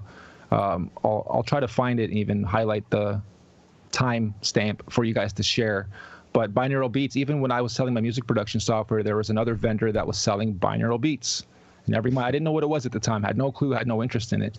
But just because he was music, I was music production, so music we cross-pollinated into each other's email marketing campaigns and cross-selling promotional campaigns. So I was pushing it without even knowing it. But that's a really cool thing. And for producers out there, you guys should all look into that. There's a big gap in the market waiting to be filled for binaural beats. I think it's going to be a big thing in the near future. I'll tell you what, Norb, mate, that's something for me that my mind really struggles to shut down at night, and it's one of the things that I'll take my phone to bed, go to YouTube, and there's a number of, if you, Josh, you have a look through my history, you can see it's that and isochronic tones as well. I find really helpful to help me get to sleep, otherwise I don't stop. Other than the wine, of course. Well, no, that doesn't help. That fuels it. I'll tell you what, I'm looking forward to listening to this show again tomorrow. I can't wait. Binaural beats actually helped me heal after the wreck I was in. I was trying to get off pain medication. I had not yet found kratom, and I was working on a way to be able to go to sleep in the agony I was in and trying to heal up all the crushed everything that I had. So it was amazing. It's really an amazing technology, and yeah, integrating it with the kind of music you're doing, oh my God, that would be amazing, my friend. Yeah, I think in the future I probably will release a soft sound relaxation, fall asleep to, vibe to, study to type of release as well. Oh. I have done it in the past. I used to have a site. I forget the .com. I had 60 of them. At one point I had this one little .com. It was just a one-pager, and it allowed you to mix. One category was beach, water, birds, and then the next category was like cars going by, just like 3 or 4 categories of different sounds and combinations. How long ago was this? 4 or 5, maybe 3 or 4 or 5 years ago. Man, that may have been part of what helped me through my wreck. I remember one that had that exact feature with the different. You're kidding. Yeah, there's a couple of us around, and that's why I promise I remember it, because I used to have a machine that did that same function, like in the 90s when I slept days, worked nights. I had a little machine that made those sounds, and I would always use the Ocean. That was my go-to. So yeah, I remember that out for sure. Nice. Yeah, there's quite a few of them now, and they work. They work if you want to fall asleep and you're having a hard time. Some people listen to music, some people watch TV, some people scroll Facebook or whatever, and some people listen to binaural beats or actually take in beautifully sonic, natural sounding sounds.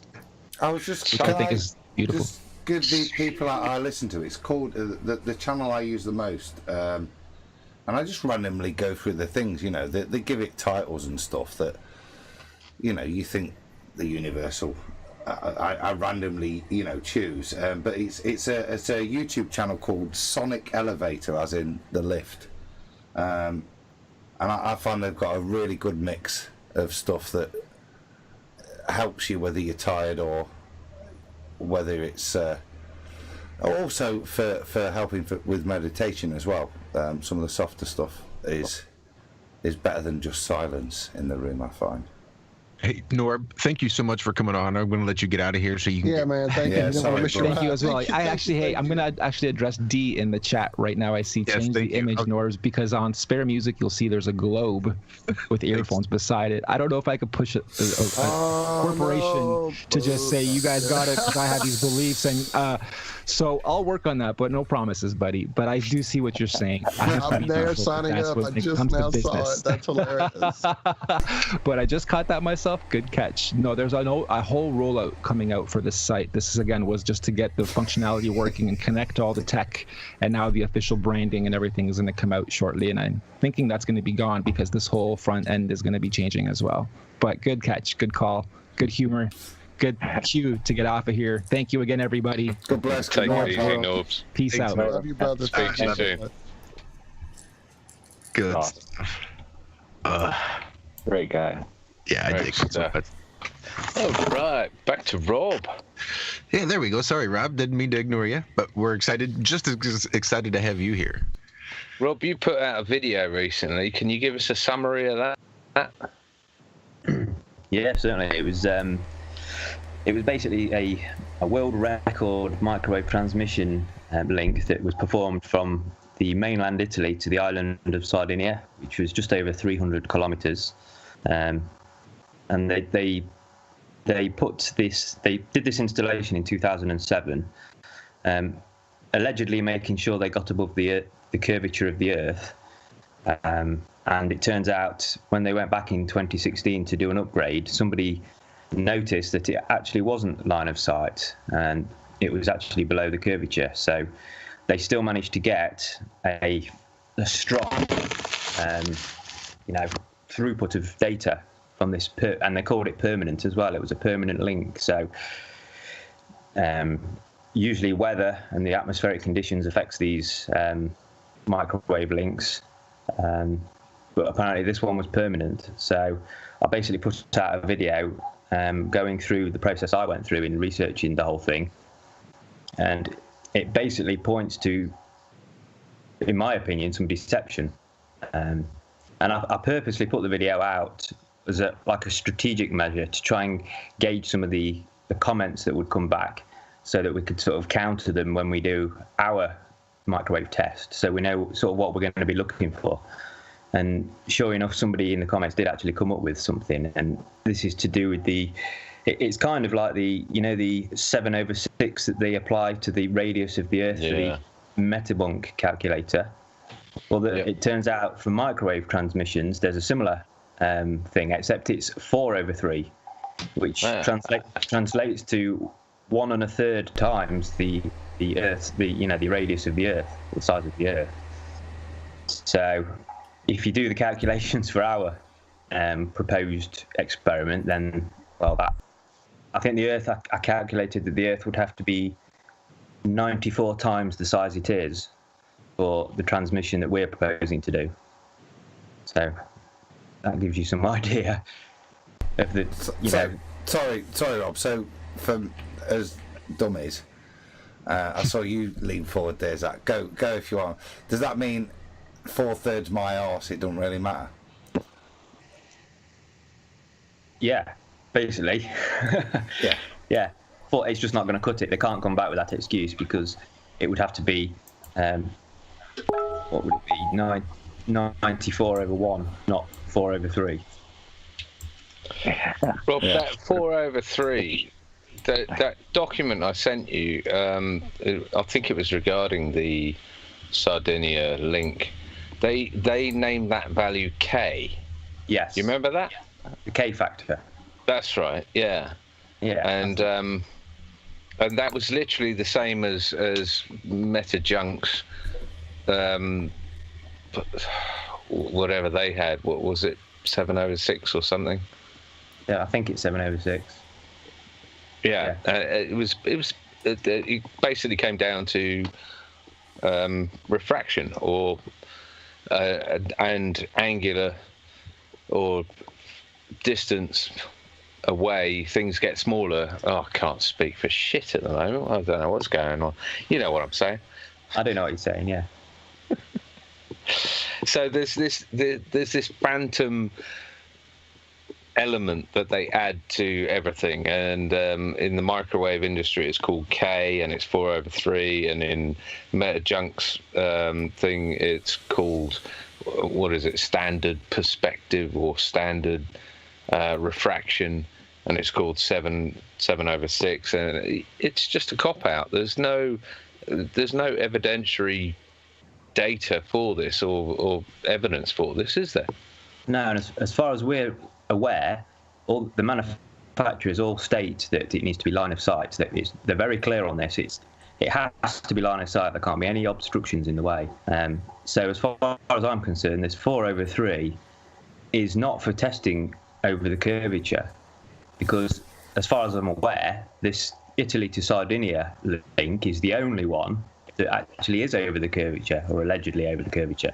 So this 4/3, I don't think has ever been considered as a method of transmitting over the curve. All it is doing is it's saying these transmissions might bend slightly during atmospheric conditions. It's giving allowances, isn't it? It's sort of saying this is line of sight, and it adheres to this trajectory, and it just so happens that just goes around the curvature of the Earth. Is this that bit you were alluding to, Rob? The atmospheric ducting?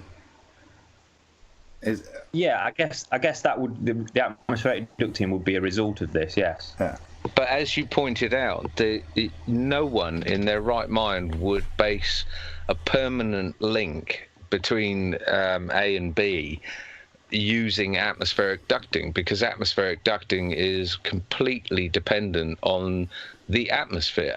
And like you said, this is this has to be line of sight, and they sort of told us that it was line of sight. Anyway, I'll... Well, John, no, that's important, because is this, Rob, why you're doing it over a prolonged time period? Because, excuse me, ducting is relevant to the atmosphere to establish the connection. And by doing it over a sustained time period, you can negate that premise that ducting is the aid for connection. Yeah, exactly. If we can get an established signal, a link, then all we need to do is leave it there for a prolonged period of time. Make sure a few weather fronts have come across, some different atmospheric conditions, maybe some rain, and if it still holds throughout, which all indications say it should do, and which, in actual fact, that is a requirement. If a customer expects, if they're having one of these deployments of these antennas, the customer expects a stable link, not weather dependent. It needs to hold. So you cannot rely on the weather to be that sort of to hold it for it. So yeah, I've got two questions, or I did have. One's probably gone actually. We were looking at the software that you were saying calculates whether it's line of sight or not. I think it was on a Wednesday a couple of weeks ago, and it was working perfectly and saying no, Sardinia to Italy is absolutely not line of sight. And then suddenly after that, you found that you couldn't do the same experiment or the same thing online from Italy to Sardinia using their software again. It was just coming up system error failure or something, but you could do it from anywhere else in the world. That is quite telling for me. Once you highlighted who was actually involved behind the scenes on this sort of thing, and you came up with quite a list, didn't you? Yeah, apparently there was quite a list of bodies and European agencies and United Nations agencies that were involved in the thing, and we know that the UK or the British military is a big customer of Ubiquiti as well. So, right, it could hold military applications, because remember, this is at the forefront of. Well, I'm not saying the military haven't already got this kind of technology; they probably have, but as far as consumers go, it's at the forefront of technology at the minute. They're bringing out faster and stronger, technology all the time. So it just seems to me like it was. Talking about that, I mean, did you ever see a documentary on, these guys that are going into the wilderness of the Ukraine and Russia and this sort of thing to now unused sites that were used back in the 70s or whatever it was? There was a massive array in the Ukraine, which was the largest radar array in the world, as far as I remember, or as it was built, and it could see to the coast of America. And I put this to an air traffic controller and watched his brain melt as I mentioned it. And you say it's new technology, but I think they've known about this sort of thing for absolute years. That was, I don't know how many miles that was, 6,000 miles or something maybe. But have you heard anything about that? The Ukrainian radar array, Russian radar array?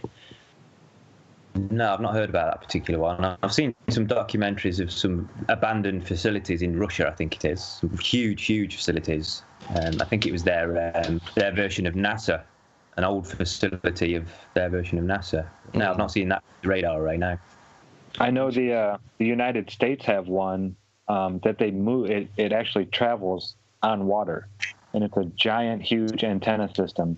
I think it's, don't quote me on this, over 400 feet tall. It's huge, and it takes a really long time to move around.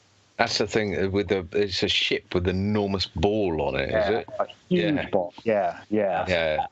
I've seen that under the title of HAARP most of the times. HAARP for new people. Well, that's what I heard they did when they decommissioned the base in Alaska, because that's where the original HAARP array was. I think it was in Alaska, and I guess that can only get so much play on YouTube. They've as a secret base before you gotta shut it down. So I thought they found something new. I think, Josh. Sorry to cut over you, but I think they found a new way of doing it, and the HAARP array in Alaska and that sort of thing is sort of old school 70s. It's called 5G, and it's about to go live and fry us all at once. Exactly. We're all carrying nodes of it in our back pockets. Except me. In our lungs from the aerosol, and I'll stop. Yeah, before we get too off track, guys, Rob, tell us about your experiment a bit more. Yes. we did go off track there big time. Let's see, what else is there to tell? How is it practical to be in place for so long? Has that been worked out yet? I mean, surely someone's going to have to be in a shed somewhere on the Dover Cliffs for a month. Do you need, round the clock staffing volunteers, or? There's a couple of people in mind who are going to join us. We've got a location kind of sorted. We're looking into some accommodation. There's a place right on the edge of the cliffs that would be an ideal place to set up a base. From the other side in Holland, I think there's, as you probably know, there's not many high places in Holland. It's pretty flat. So the idea is to use I don't know if you're familiar with them, it's called a cherry picker. It's like a mobile platform. Yeah, so that's what Mike's intending to use on the Dutch side, so he can get up really high. And he's planning to use, I think he's going to be using the salad device, the device he uses to aim the laser. Can you remember what that stands for again? Super accurate leveling laser aiming device. Laser, that's it. There you go. Nice, Rob. Rob, so he's doing that on that side. You've said people are camping out, and just a couple of quick questions then. There's two. The first one is people are camping out. How long? You've mentioned weather fronts. How long are you expecting to conduct the experiment over in terms of days? And secondly, you're doing the microwave. Is there going to be anything optical or laser based to run alongside or attempt? You've said you've got the salad there, so. Yeah, the plan is to do the laser as well. We're not sure how well that's going to go because I don't think it's ever been attempted over that distance before. But we might as well, since we're doing it. We might as well. So, yeah, and we're not camping out as such. I don't really want to camp, but I like camping, but I don't want to camp out there for the duration that we're going to maybe have to do it, which is we're looking at 2 weeks. Mm-hmm. To be that there in total. We're hoping it won't take that long, but we're setting ourselves aside 2 weeks. When? Can't tell. Don't tell them. No, sometime roughly. This summer. Coming soon. Coming this summer. Before autumn then. Yeah. Cool. Excellent. Wow. Yeah. And are you involved in this personally then? You're going to be there. Yeah, I'm going to be there aiming the microwave antenna as much as I can. It's the actual transmission is going to come from the Dutch side, so I'm going to be there ready to receive. So you got people to record the event? That probably will happen. We haven't really discussed that yet. It's been more the actual getting the equipment so far.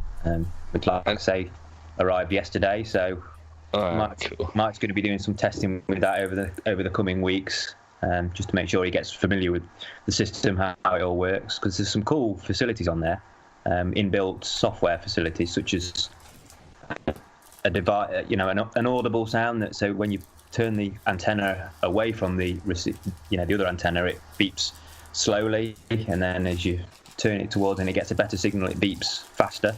So it's cool. And sounds pretty cool. Spectrum analyzers and all sorts inbuilt. So it's quite sophisticated stuff. Okay, so where did the funds come from to buy this? People will want to know, obviously. At the Rockefeller, UN. the antennas have actually, I think they've come from Mike's back pocket. Flat Earth, we love it. So all thanks to him for that. I mean they're not cheap. It's pretty state-of-the-art equipment. It's a good job we didn't have to go for 11 gigahertz, because that's probably double the price. So. Bloody hell. Wow. So how do people keep up with this? Do you know? I am in the middle of putting together a project brief, which it's going to go to everybody at FE Core for comment, or it has gone to everybody at FE Core for comment. So as soon as that's decided, I'm sure they'll publish something on their website, and then it'll get marketed in the usual way, maybe YouTube videos and such like. But we're being a bit more coy with this one than we were with the the late Balaton and the. Yeah, I implore that you be a bit more coy about this one in terms of exact locations, exact dates and everything, because, we know what's going on. Yeah. You mentioned FE Core. Zach, have you, you've got connections there. Have you got any insights into Rob's stuff? Yeah. Oh, yeah. Well, I have my ear to the ground there, and I get to hear a lot of what's going on there. And, yeah, it's amazing. Just the conversations that they have. Most of them go way over my head. I have to go looking and researching for hours to even understand what they're saying. Me too. There's a lot of super intelligent people that are working on this stuff. It's just really, I'm like so humbled. I don't say too much, It's really just it's a great learning experience just to watch how all these great minds are all working together to accomplish one thing. It's awesome. It truly is. It's a beautiful thing to see. Yeah, and I thank everybody that's a part of it. You guys are doing a great job. It really is awesome. Like you say, the conversations that go on there, it's just I can chime in on the bits that I have some knowledge on, but most of it is way over my head. Yeah, very bright people that are taking a look into a lot of this stuff. Yeah, put a lot of time and effort, and I mean, you get away from a comment thread for a few hours and it's filled up to 99 sometimes, real quick. But yeah, it's hard to keep up. Yeah, dedicating a lot of their time and effort into doing this stuff. Yeah, get ready, folks. It's going to get really, really. They're going to be putting out some amazing stuff. Yeah, I was going to say. I mean, this is awesome. This is what's been cried out for 3 years now. I mean, who would have thought 3 years ago that, when you were just coming across this and going, holy shit, the world's flat. Oh my God, it's not moving. What else are they lying about? And now there's this organisation, there's a backing. I mean, there's shit going on all over the place. Not just including FE Core, but all over the place, that is pretty much dedicated to finding the truth, no matter what the hell it is. And it doesn't matter how much time and effort we're putting into this, it's worth it, because no one likes to be lied to. I think that's it, John, isn't it, mate? I alluded to when we introduced Rob there. The stuff you're doing now, Rob, is freaking awesome, man. This isn't when the ballers crab about real science. this is real science and top technology combined. And I mean, are you like wow, we're actually doing this, or? Yeah, I can't believe I'm involved to the level I am sometimes. But I mean, it's getting to the point where there's going to be no comeback really, because I mean, if we do get a signal across here, how are they going to explain it? Their own curvature calculators, their own calculations and simulators and everything, they all say that we shouldn't get a signal. But I know we haven't done the experiment yet, and we may not get a signal. But if we do, which I suspect we will, how can we possibly explain it? How? I don't think they can. I'm because they will try to.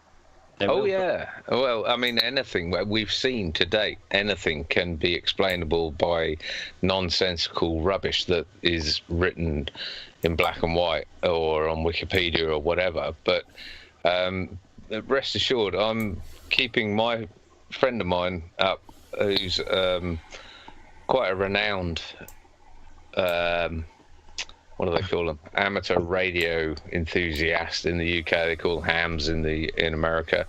Abreast of this, he's keeping me abreast of everything they're up to, including their lunar orbiting box satellites that they're receiving data from, and Doppler affecting to distances and that sort of thing. So be aware. I'm keeping those guys up to date on this. They're interested too. He's asking me for updates on what's going on, and the truth is going to come out. And like you say, there is going to become a point where it's just going to be undeniable. It doesn't matter if people have done the tests or not. We will have done the tests, and they will have been repeated and verified, and the truth will be undeniable. And at that point, as far as I can see, the shit's going to hit the fan. Don't know about you. Yeah, absolutely. Is there anything else you want to know about it?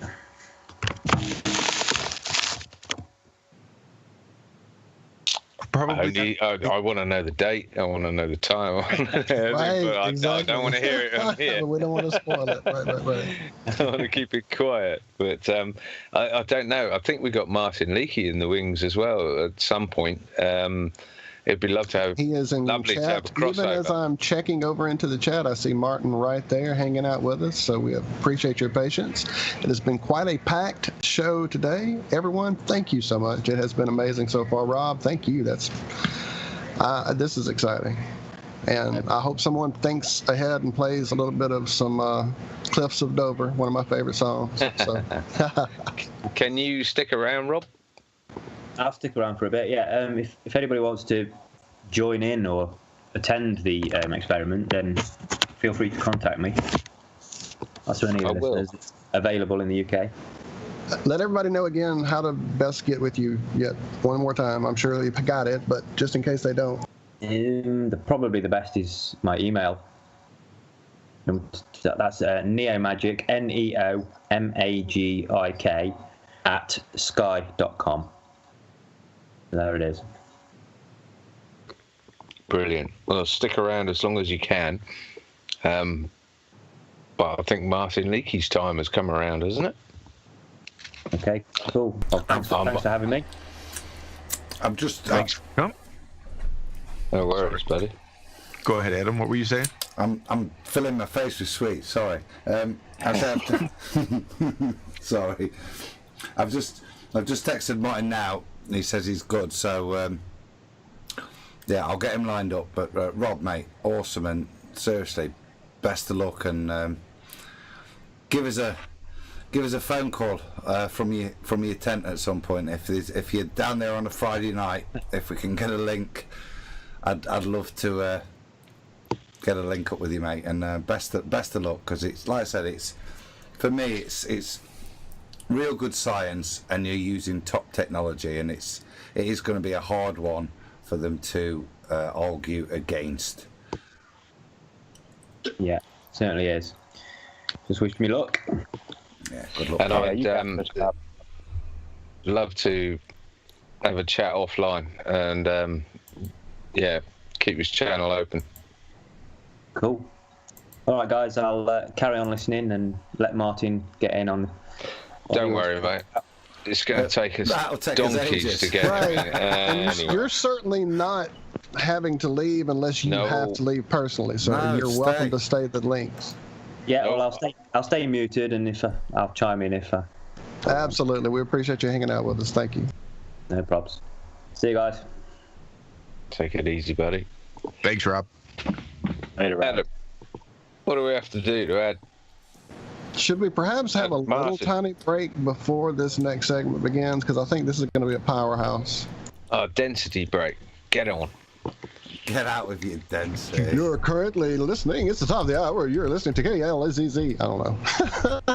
As soon as we get I'd love a little Zach. break. I'd like to get some dinner real quick. If we do take a break, to be off. Well, we don't have density yet, John. We got to get Zach on the acoustic, Walt on the electric, and get a little riff I'm together. digging through riffs right now, even as we speak. Oh yeah, playing them over my head. I was like, okay, I'm going to do this one. I'm going to do that one. I'm going to do this one. Yeah, that one. Okay, yeah. Oh yeah. All right, let's do it then. Those are turning. Well, if you give me a second, I've got a bit of what can be described as density. Crossed over with a bit of buoyancy and electromagnetic attraction, perhaps? Something like that. It's a vague term for something that we don't really know what it means. But science has it fully hashed out, understood, completely measured. There's absolutely no doubts or any discrepancies or any kind of confusion about what this actually is, right? I mean, science, right? Because science. Sadly, Big G. I still It's a search for that constant. validation. No, you have just deflated my balloon, man. Now how will I ascend above and fly away? Well, sorry, Mr. Walt. I have Too much I have space. my own theory. Make it. Yes, sir. What is that, Zachary? You guys know my theory on gravity. How it's just if you had water flowing out of put a cylinder here, and you put the plate here in the middle, whatnot. The water was flowing from the top through that, like a screen maybe, and then down through the bottom, just like the electric field does to us. That it would hold you down, that you couldn't jump up past the water because the water is constantly always pushing you down. But replace that water with the electric field, the positive that is flowing to the negative electricity. And they say it's equal to gravity. I mean, it is gravity, but they didn't know what it was. They said it was gravity, and it's the attraction because of mass. But in reality, it's just electricity. It's one of the four forces. It is That's a thing. electrostatics, isn't it? No, it's not electrostatic. Electrostatic is more when you have one surface that's charged and it creates induction on something else. And that is different because eventually the particle that is touching the plate will eventually get so charged that it would have to go flying up until it hit the other inducted plate. And that doesn't happen. Yeah, it's actually electric charge here and an electric charge here. Both are being charged at the same time. So there's a flow of electricity from the positive to the negative. I don't know how it happens. I have no clue. Don't know where it starts and where it ends. None of that stuff. But that's my idea of how it all works. God, we need to look into that. We need to delve into that because I've got 100 questions on that straight away. I've done experiments where I'll take a piece of, I'll take two plates and I'll charge them, but I turn it upside down. I put the negative on the top and the positive on the bottom. And I can put a piece of tissue paper in there and I start cranking it up and add a charge to it. And the tissue paper will fly up to the top. Yeah. And if I only charge one, it will actually start bouncing back and forth real fast, rapidly. Because then that's induction. It's not a current. It's static electric. So that's my theory on it. That's my idea. Yeah, I think that holds water. Yeah, through experimentation, that's what I see, at least for now. Yeah. Well, I think everything comes back to electrics. So, yeah. Hey. Hi, guys. There's the man. I'm here. Martin, hello. How are you doing, son? Thanks so much for the invite. Thanks, Zach Edward. Yeah, it's always a pleasure, Byron. Thank you well. Oh, is that a new room? I don't recognise that room. Yeah, no, this is my bedroom. I set it up and with all the kit you sent that. I set it up in a corner here, so I've got like a little flat Earth British studio. No, that's nothing to do with me. And so the thing is, there's like a wall that side, and then a flat, and there's a wall there and a room. There's just no one to bother while I'm speaking in here. So it's great. Brilliant. Imagine being on vlogs like me, like year after year, in different hangouts, how annoying it could be, say, for a neighbour. I had to explain to my neighbour about, you must be wondering what's going on with my life. She, no, not at all. Well, I'm a flat earther. Not just any old flat earther. And I started to explain to her. Like, I red pill every human being I see. I mean, everyone. You're long overdue being on the show, mate. Long overdue. We've talked about it's it incredible that it's been this long. I can't believe. I would have come time ago and just been so busy lately, guys. I've had to take a back burner on FE, which is breaking my heart because say 4 months ago, I was like full steam ahead. It was fucking brilliant. We were just coming along with such power. It was just like tangible as something big was going to happen. And then all of a sudden, big tragedy in my life. And then I'm like dropped. And I'm like, hang on, is this the creator? Is this by design? What's going on here? And I was like, so questioning the creator, questioning whether I'm right to be doing what I'm doing with Flat Earth Brain.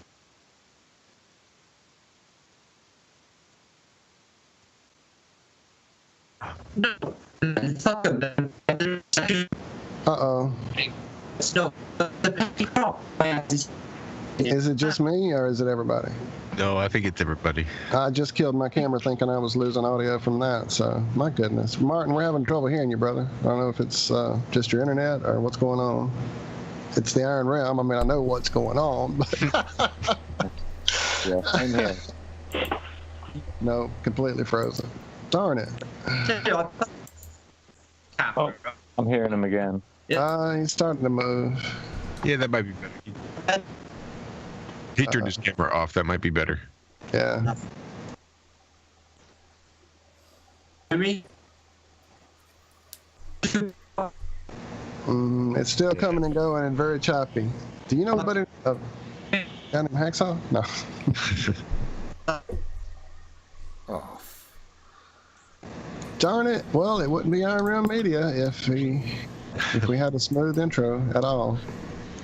Martin, it might be worth you trying to do logging back in again, and maybe turn the camera off. I don't think I have him on my Skype. If someone maybe sends him an actual text, he may not even be hearing us. We may be completely frozen for him as well. So you could probably grab him now while he's in the conversation. Yeah, I'm trying to do that.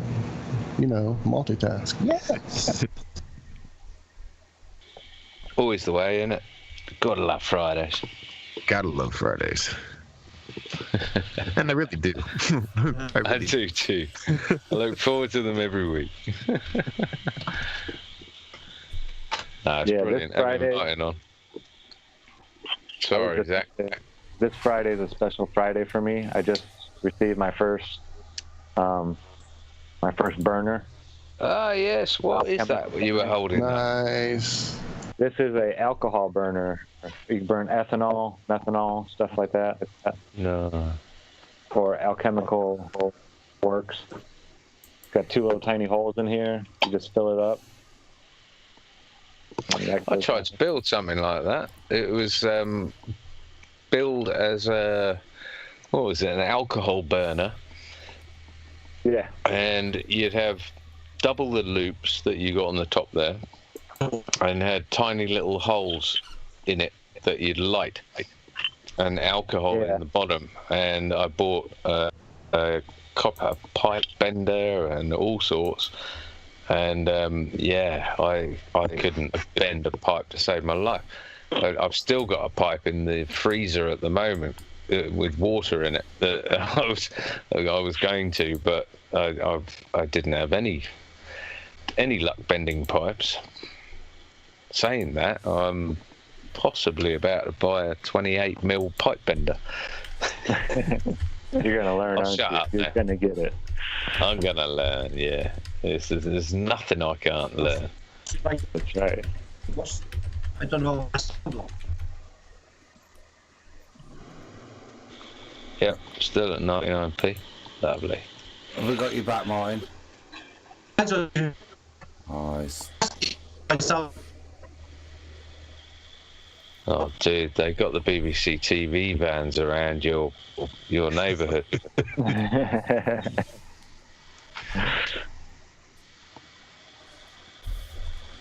Shocker.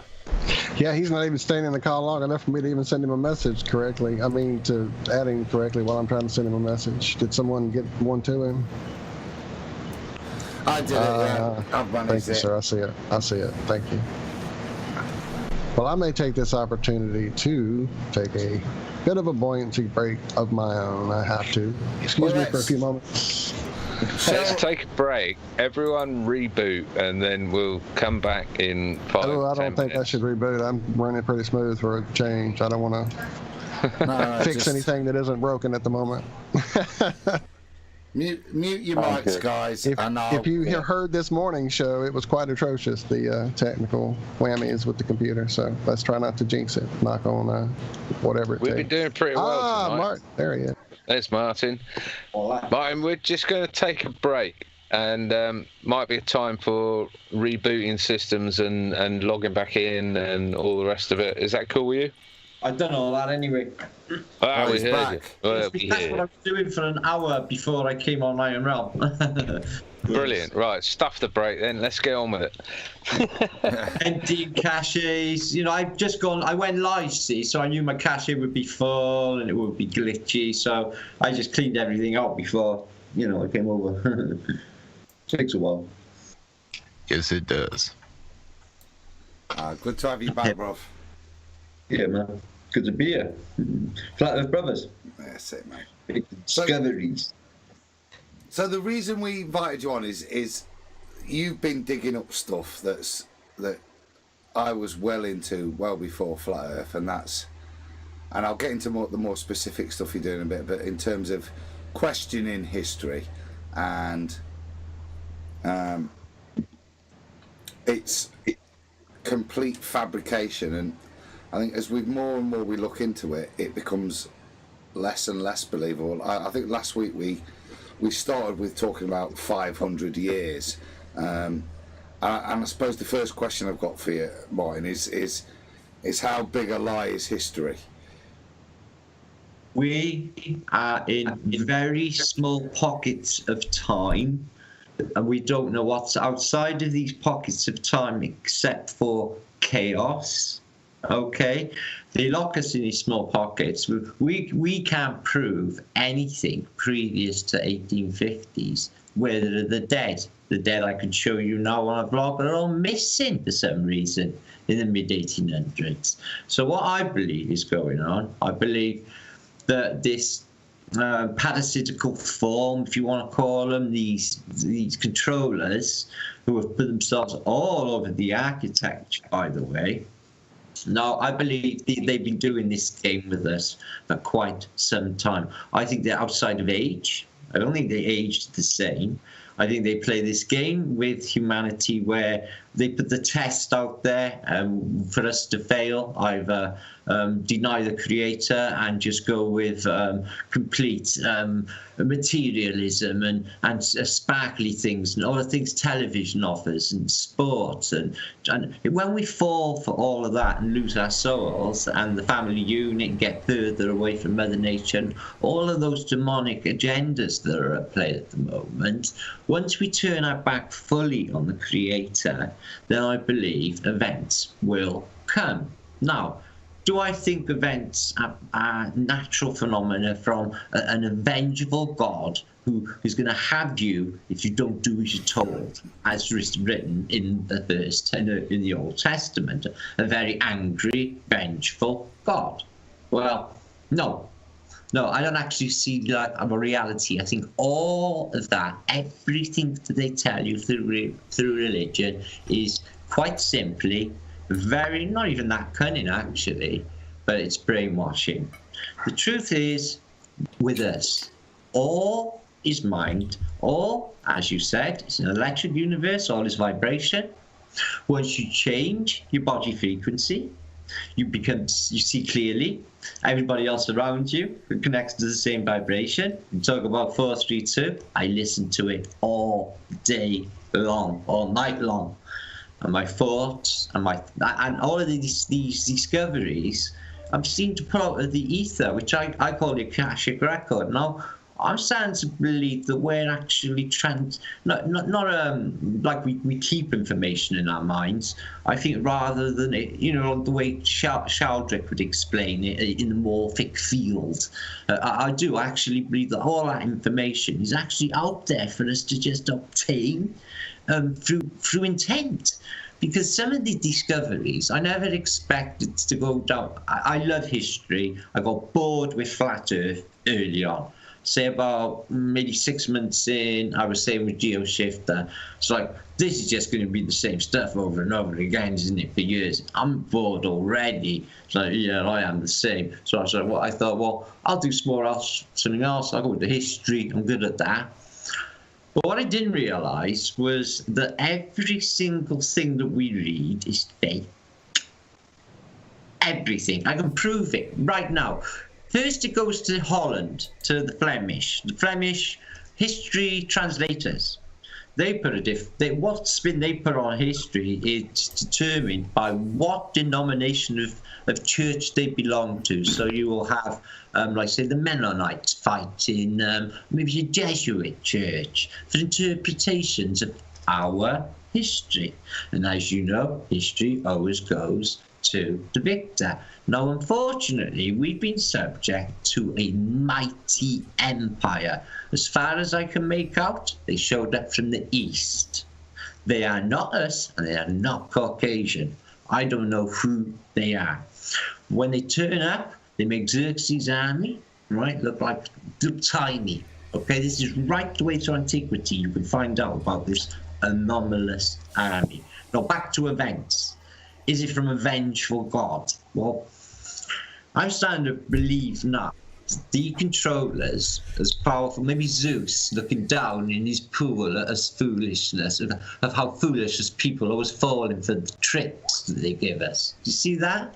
So I don't, like that sort of Zeus sort of figure up there above the dome. Look, one of the sky people live above the dome, which I believe is happening. Okay. I actually believe there's windows, and they sort of really look down at our foolish asses because we keep falling for these really, superficial tricks, superficial paradises we keep falling for. Okay, really, like when the devil was talking to Jesus constantly in the desert, tempting him. Well, that's that parasite. Now, once you realise that negative voice in your head that's telling you bullshit, that's making stuff up, making up scenarios that don't actually exist, which make you worried, make you ill if you start believing them. Yet, it's come out of your own mind. So your psyche is your enemy. Your psyche isn't even your friend. So I believe that is external causation. I believe that comes from an external form, a parasitical form that gets into your psyche, and I think it darkens the hearts of men, good men. That's what I believe is going on. And I believe this empire that took over, I got proof, I could show you now. They go to a fleet turned up, they go to indigenous populations which have no poverty, no problems. Give it a couple of weeks after they take the bosses off, they're raping the women, they're eating everybody and murdering and crucifying entire populations. I mean, this stuff went on in the recent past. Now, I live in a city that's got 2,000 years of history, apparently, Cardiff, capital city of Wales. I walk through my main city streets, St Mary Street, and look around. The oldest building is 1850, almost as if there was nothing before. what the fuck is going on? Where are all the older buildings? Why did they knock them all down? Then I research the war. Well, I know about the wars anyway. The First World War, I don't think anybody could tell me anything more about the First World War. This is my speciality, and the Crimean War. Now, it would seem that it was more about the redefining of borders and the boosting of the military complex and the story we know with the Rothschilds. I think that they were getting rid or bombing the existence of what we were, who we were before, which were we lived in a more vibrationally vibrant place where we were living longer. We were healthier, trees grew bigger, fruit grew bigger. It was a much better place. What caused this?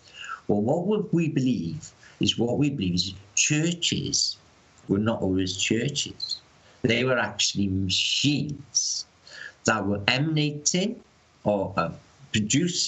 emanating a vibrational quality akin to 432, audible maybe, audible may not be. They exist. You can get it as teenagers out from outside a shop with an annoying frequency. So they dismantled it. It did exist. More than that, they were collecting electrostatic charge out of the atmosphere, which is why steeples, and spires of churches are always so high, because the higher up you go is the more electrostatic charge. Now, they know this. Now, I discovered this through these really highly rare atlases called Lead Van der Haar atlases. Now, we've all pulled them apart on Gallica. I keep thinking these things being handed to us. I have evidence of them being tampered with. I have evidence of them being sat on for 100 years in Holland. So what I think has happened with these atlases, I think they are a version or a part version of the real history, is what I think. And it is completely nothing like you think. But all of the stories you read of Napoleon, and he's a Mason. They're all Masons. So they're just making shit up. They're putting it in books, and we believe in it. Even the classics that we read. I'll give you an example. Robinson Crusoe, Defoe. Classic, isn't it? The guy who wrote that was a student in Cambridge who had it plagiarized because he was a savant, stolen, and took off, and they invented Defoe. Well, they did this with countless people. Think tanks, they got all of the elite brats into Cambridge and Oxford, the best of them. They used them for specific purposes. Tavistock Institute later, when the social engineering really started to kick in. The thoughts of the British person, say, when they look at a poster and there's a picture of a Hun maybe crucifying a baby to a dog, which actually did in Britain, It's just brainwashing people against people they don't even know. But when they went to war with them, found out they were exactly the same people. They're us.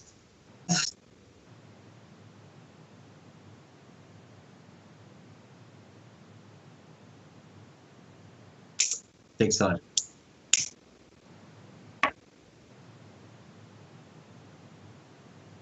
It's the biggest, yeah.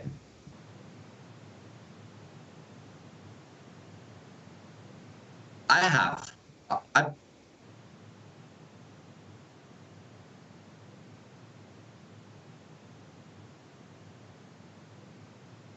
Okay.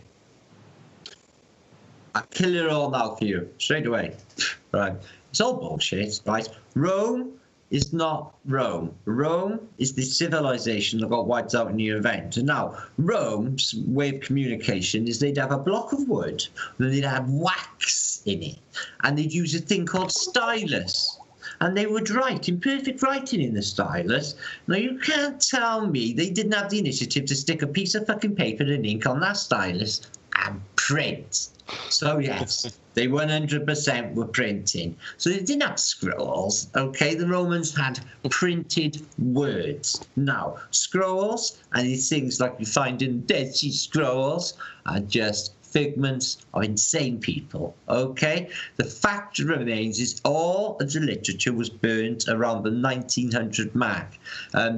All of the history for the previous 100 years in Britain was burnt in the Birmingham Library fire of 1900. So they got rid of all the previous history. So if you want to find anything, they make mistakes.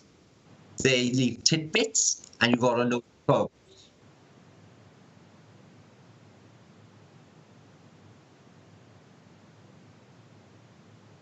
Many.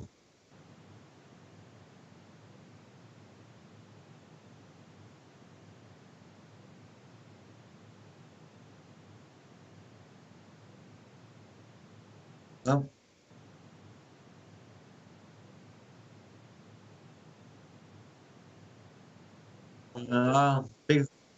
Bigger than that. It was the redefining, like the 1984. But what was happening is because of the series of events, there was mass millions dying plain wide of famine.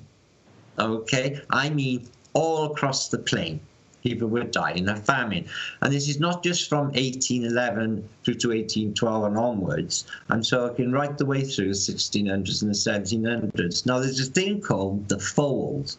Some people call it a loop, where they say there was an actual 100 years in between the 16th and 17th century.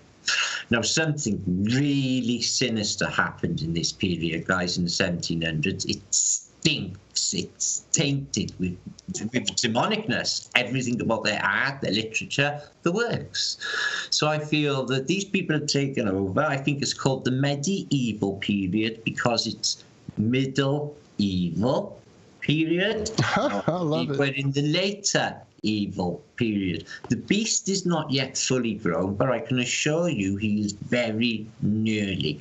And when the beast is fully grown, right, we might be all right, but your ordinary is going to be fucked. You won't even be able to eat a meal because they don't know how to survive. They've taken all of their survivalistic abilities that everyone had 100 years ago. I sew. If I break a pair of socks, I sew. People can't go out and snare or hunt or fish or do shit. Probably haven't even seen it now. That's it, Martin. That's it, Martin. We're pretty much there at the moment, aren't we? I mean, not many people would know how to feed themselves. Not many people would know how to feed themselves from a hedgerow or catch a rabbit or whatever takes your fancy. There's none of that left. It's been bred out of us. Take off other people is what they'll do. They won't. What we won't get is community. So what I'm fighting for now, and I got people, a lot of people in my own area called Ely, which is really tough area, watching me and listening to me. I'm saying the crack dealers, because they're going around in their little fucking handbags, I'm saying, you may think it's funny and it's all right now having a few quid. You won't think that when you're laying face down in a prison cell with something big coming up your ass. And I said that so that they can fucking know the truth of what's going to happen. Okay? Because that's going to happen. You're a brave man, Martin. Yeah. You're a brave man. So I the truth to put them off it so they can have a think and they can have an alternative life. And the alternative life is living a life of truth. So I tried to get to the people close to me. That's people in my area. So because obviously I care for them. Okay, and I want a community so that when any shit hits the fan, we don't all fucking kill and eat one another. We stick together like the flat earthers do, and we use our brains together to survive. Now, this seems to be an ability that the rest of the Matrix hasn't got jiggy with yet. We would know how to survive even without this internet. I bet you us guys, all of us, could survive. I've been prepped 20 years. I could bug out like that and live well. It's a case of finding the others, though, isn't it? Instead of one another. Fuck yeah. Whoa, yeah. I was thinking the exact same thing. I hope I can learn enough from him to be ready when it all goes down. Yeah, I'm constantly constantly at work trying to show people, hey, you can eat this. This whole plant right here, or this plant. My garden, right? The same. Yeah. You tried have you tried Datura? Have you tried Datura? No. Right. Now, I've it says wanted I to, got but the I've never had psychedelics access. encyclopedia. It's banned, okay? But I got a PDF copy. And it tells you of all of the psychoactive properties that grow in your garden. Okay? Now, I've tried a load of them, okay? You I might love find a copy of that, my friend. But Datura, okay, it said to smoke it with parsley. Right? We laughed at that. We thought, oh, yeah, whatever. For 3 days, I was knocking his door and I was saying things that's like akin to, is it still happening? It's like, yeah. We didn't know whether we were awake or asleep. We were, I shit you not, it lasted 3 days and we had one pup each and it was in the garden. Every single gang got Datura. Hashtag test it. Yeah, I'm going to the flower shop tomorrow. Right? Azarone, man. Azarone root lily. Azarone, devil root they call it. Yeah, Azarone. It grows in a lake near me, but it's the most foul-smelling substance on earth. They call it. You can call it gypsum weed, or they call it devil weed, or they call it Azarone. It's known for in antiquity, and they've used it for antiquity for psychoactive purposes. No, Stephen King actually wrote about it in the Dark Tower series. I read it. I was shocked to read it. I know. I love that. Yeah. Yeah, it was bugsing. But I'm putting people off DMT, see, because I know they believe, like young people, I mean, because I went into psychedelics as a young age for the purpose. I knew exactly what I was doing. I mean, I was doing it for spiritual purposes, for exploration of what I am by looking myself in the fucking mirror. Not for a buzz to go off and do shit like young people do. Now, I've heard a lot of people talking about DMT trips on vlogs, and I can see where they're thinking. It's not about that. It's been given to us by God. It's called the spirit molecule, so we can connect to our real, true reality, which is just the field of infinite possibility, potentiality, that we pull out through intent without even knowing. You can do it negatively, and then you'll get all the negative intent in the world. You will come through like rain. Or you can understand reality as it really is, and always know that whatever God will give you, the universe will always look after you when you're true, once you surrender completely to the Creator. And the last person's turned it back on the Creator, though, I don't think it's going to be good for any of us. And I think these comments, I think they're man-made. I think they have something to do with them, what I understand, I believe. Comments.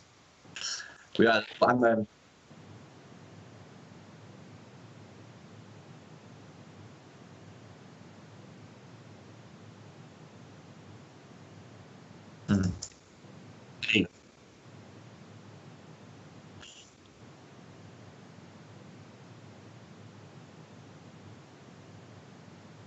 No.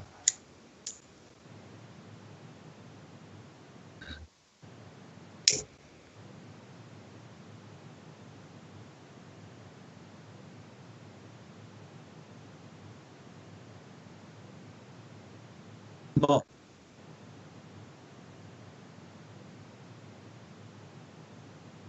Yeah. Right.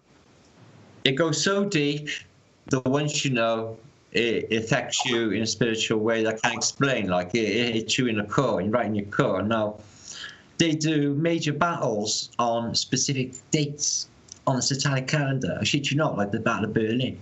And they arrange this shit to happen on certain dates. I shit you not, guys. Right? No. Yeah, you know. Yeah. So what's happening here then is deeper than we can actually believe. It is spiritual battle going on, as we all know. It's a spiritual war, but the level of undermining of who we are and what we're capable of is beyond criminal. Because I'm not saying we're Superman, but man, we're pretty close though. We manifest. We could. Do you know Jimi Hendrix? I climb to the top of the mountain and I chop it down with the edge of my hand, and I pick up pieces and I make an island. What's he fucking telling you? Fucking A. I love it, my friend. Oh, yes. And your brother. As I have many times watched the sunrise from the bottom of the sea. Okay, do you know what? I was going into mermaids on my channel recently, and I listened to that because it seemed to be a reference to. I'm wondering what's below, and I'm starting to think like there might be like a mermaid race down below, maybe mermaid cities. As crazy as it sounds, they are right through antiquity. I could show you maybe 1,000. And I'm not even joking, Middle Ages maps which will depict mermen or mermaids. And I really could. They're all over the map of Monday or that Monte map, or you name any famous map, and they're all over it. But I've been thinking about Above the Dome, as well. The key is in architecture. They have stuck it in there. There's something really sinister going on deep with spirituality and buildings. When you go in a big civic building, you get this feeling, this aura, and it doesn't feel good. I get a similar feeling in big churches. No, they're doing voodoo when they lay the cornerstone. They lay the cornerstone of these buildings, and they do a ritual. Sometimes they use dead people or people's blood. Now, these buildings, right, are obviously not mud flooders. These are later. So these are later additions around from the 1850s, maybe up to 1900, right? Anything before then, I think they fudged the dates. And I think that the mud flood that we talk about is between 1811 and 1812. The comet, the Napoleon's comet, or they regarded it as the year of the beggar, or the year without summer, or there's so many names that year, but it redefined everything in reality. This was plain white, guys. It's called the New Madrid event. Once you read into it and the expansion of how big this is, like entire cities just falling into the ground, and the ground closes up, and they're like they were never there. Right. This is just. And you find out then that it's cyclical, and they may be to be determined on maybe solar minimums and these indefinable comets. Now, we're flat earthers. We know there's no solar system, and we know there's no fucking comets going around it. Okay? If you watch Electric Universe Principle, that series, even they will say they're nothing to do with the sun when they burn off a tail. This is happening as far out as Uranus, apparently. So even the geocentricists are saying comets are not what they're saying, dirty great snowballs. I've never seen one. And every time they say one's going to come around, I've seen one like, it wasn't as glorious and beautiful. And I saw the Hale-Bopp. I was way into the Hale-Bopp. Yeah. That was amazing. That was at a Hale-Bopp party. I wasn't all that into it. And I was lucky enough to be here in South. Oh, I'm sorry, John. Zach, go ahead. Oh, go ahead. That was it. I was just saying, I took a glance at that one, but I wasn't into the sky at all. I tried getting into it. I've always been a sky watcher, so yeah. It was low. I was excited for Haley's. I was excited for the Hale-Bopp. And here in South Louisiana, you can get to the coastline, and it's completely dark, and that thing lit up the sky. It was crazy. I think I was like 6 for Halley's Comet, though. But that shit they backed into Jupiter, wasn't it? Like, the only ones that could see it, what was it, Levy Shoemaker comet. Yeah. Some kid in a garage just like discovered it, and a major physicist says as nuts as it gets. And the only ones that get to see it crashing into Jupiter is them. And they show us film, and that's it. That's their proof. This happens. Oh, that could happen to Earth. Man, oh man, it's more fear porn. More fear. All fear. They want everyone scared of everything. And the reality is, when you open the window every day, the birds are tweeting. Tweeting. It's a lovely day today. Where's all this war? I'll tell you where it is. On the television. Oh God, this. So easy to work it out, isn't it? Keeping the tally off because it's very. So, just wondering how far you've looked into some of this idea with mud. Have you looked at Mud Fossil University's work at all? Yeah. I'm on that's like that field, like sort of I'm not with it because this era of what they might call calcification, some call it the great, what did that one guy call it? Where everything seems to, an era where everything seems just everything at once, right? Yeah, Just instantly almost. Yeah, but it may give like longevity of time, which I don't give. Okay, I think that all of the resets. That's my struggle with it too. Is the time frame that would have to exist within. Yeah, we can go. You can go to Lake Van on Google, and outside in Western Turkey, and you can witness with your own eyes at least 4 or 5 resets where just civilization and we built our civilization, and each one of them get wiped out. So when we got to like sort of have a think then, if that's what the past, what's our future? So we want to try and find out. So what's been going on? And it's been events, big events. They've hid from us, like New Madrid. How could we not know? How can we not know? Well, some of the biology he ties into it really spoke to my biology background, so it really made me dig. I'm so sorry. I apologize for that back there.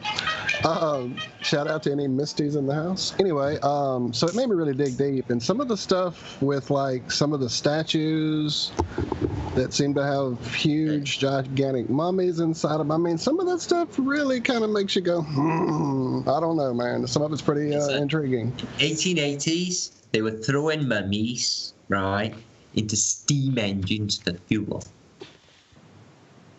That's how much they cared about them back then. Okay, and antiquity and everything that we've been sold about Egyptology, go Karnak, the second biggest on earth. It's Disney. It's a fairground. It's been made. I got pictures of it. 1850. The thing's just mashed from a mudflood.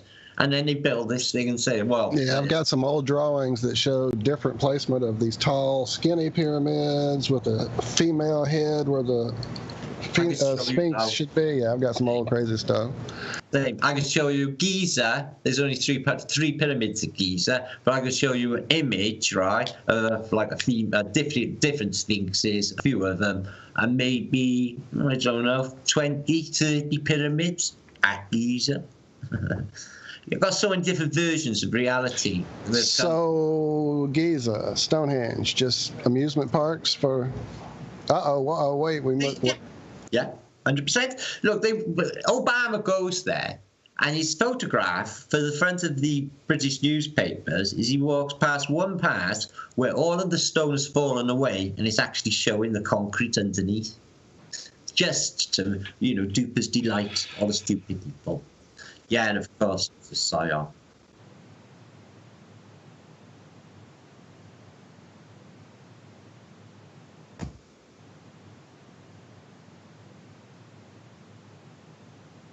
Yeah, you got it. Wow.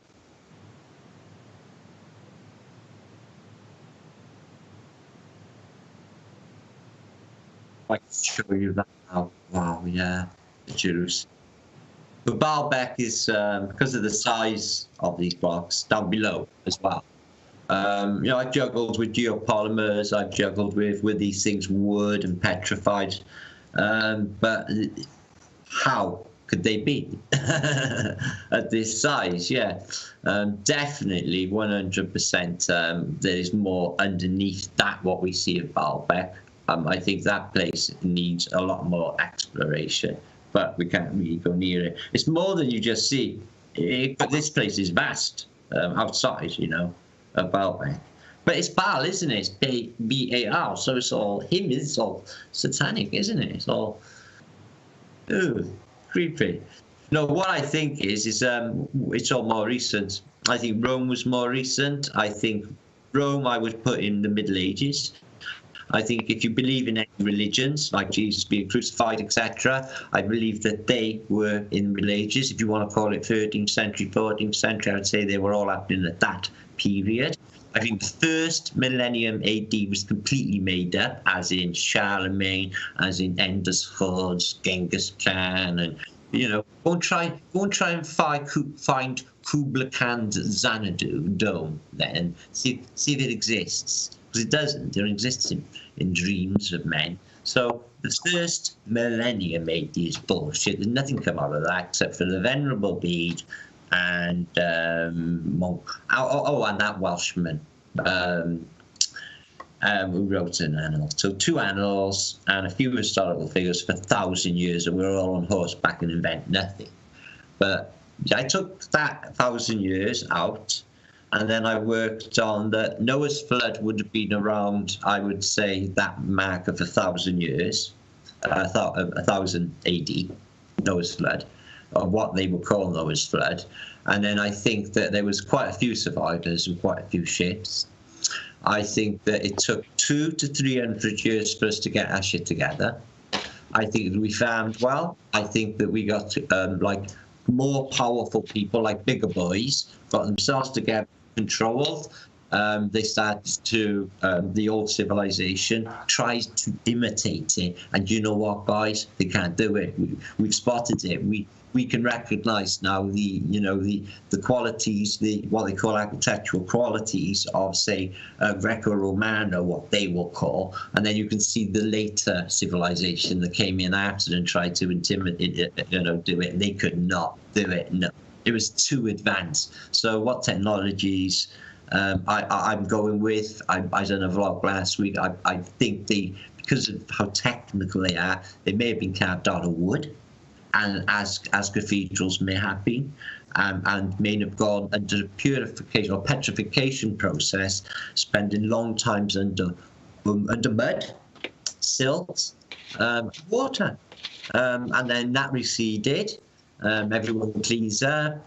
They tart up the buildings they got. This leads us up to the early 1800s period, where the other event happened with Napoleon.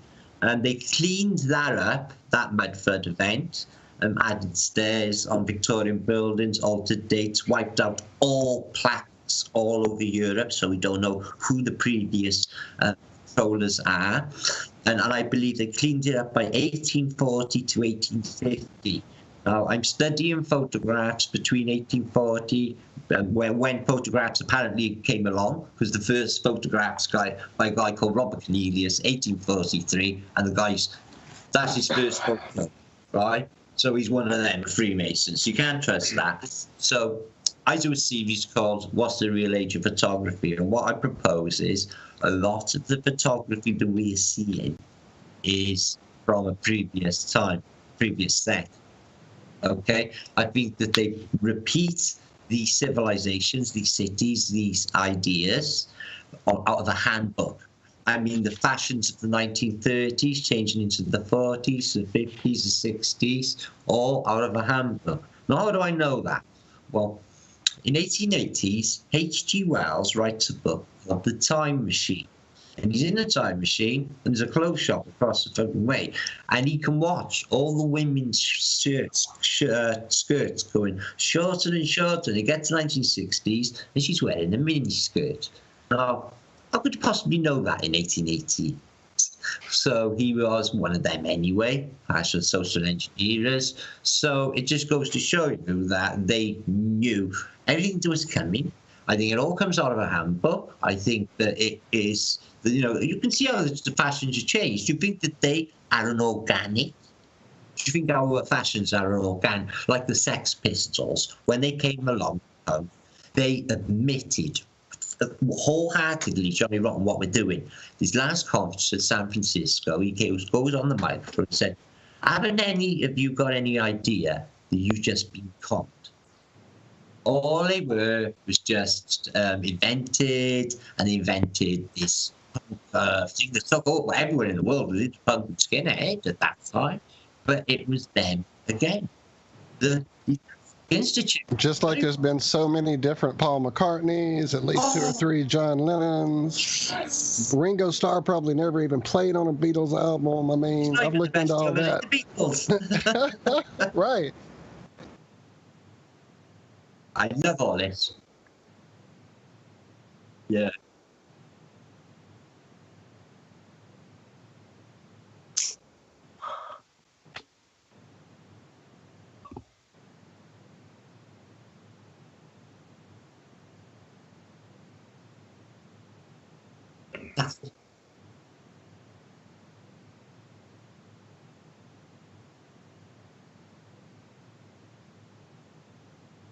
Yeah. But what they told us was age. Yeah, they told us it was age and years and years and years of age, and this is why it's happening. But we know that's not true, man. And I tell you, everyone's saying the same to me, Adam. Now go walking through their city streets and seeing these, what apparently are sub basements, and when you look closer, they're like, hang on, that was a floor. I just want to be looking, and everyone is doing it. It's brilliant, though, isn't it, Adam? It's like it makes you go through a city looking at everything really differently. You're like, hang on a minute, I'm liking it. I'm photographing everything now today. You're right.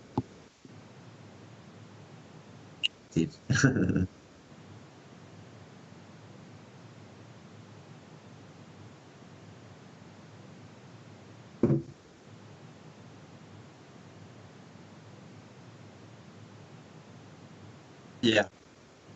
No.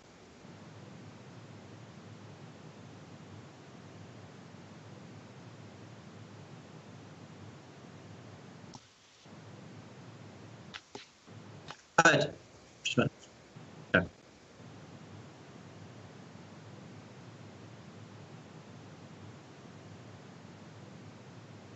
Yeah, Lee. Yeah, I sent a few pictures into the Skype chat of when we were talking about the spires on churches being energy gathering devices. Yeah. Some of those little nodules on those. I mean, look at those pictures. Send those up if you can. Generators. But we also going through. Right, exactly. We were sitting outside of a church with a group of people a few days ago, just happened to be downtown, and we were noticing this old church and how, you kind of go into the middle door. There's 3. You walk upstairs, but there's also a way to go down some stairs to where you're in an area that's not technically a basement.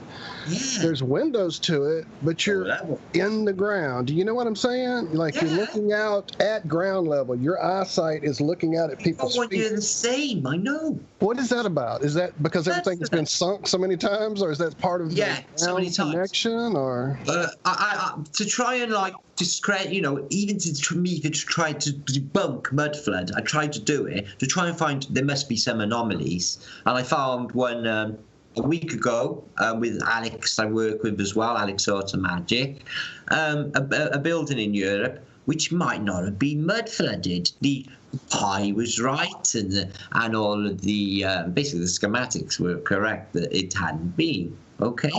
But then when we done some further investigation, this was on top of a hill, we come up with a discovery.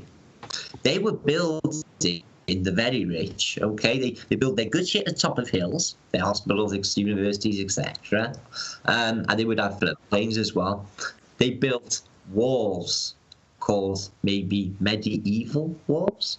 They built cofferdams. They built barriers to stop certain cathedrals being mud flooded, like maybe Cologne. There are a few anomalies that you can look at and say, hang on, that has not been subject to a mud flood.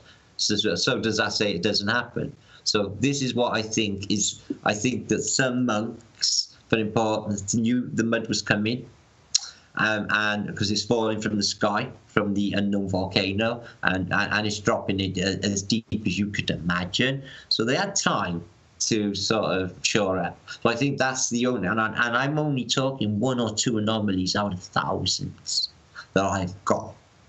So this definitely happened, and it's more than one, and it's cyclical. And it's not just mud flood. That's not what it is. It's electrical arcing. It's on a level like you've never seen before. Think thunderbolts, but think intelligent. I know it sounds nuts. Think of being conscious thunderbolts times 1 trillion to what you ever imagined, and hitting the earth. And imagine a tidal wave 600 meters coming the quicker than the speed of sound, because this is what's described. I saw that, pardon. Yeah, 150 years ago. The Adam and Eve paper talks about that too. Yeah, I saw that in a dream, and I haven't wanted to see it. I've seen that in so many dreams, just like I've seen the ground opening up, swallowing things in so many dreams. So And I was about 8-year-old when I had that dream, brother. And it was coming in from the west, and it was just a massive, just water, like high as the sky. I was a kid when I dreamt that. Yeah, same. Wild. But I think it's so, what I'm thinking now is because they're building everything so temporary. Have you noticed, guys, that in the 1800s, everything was stone, good masonry, to last hundreds and hundreds of years. Now, in the last 30 years or so, they built fiberboard, crap, paste, it's junk. You know why? So we don't, next reset, don't need any evidence of us being there.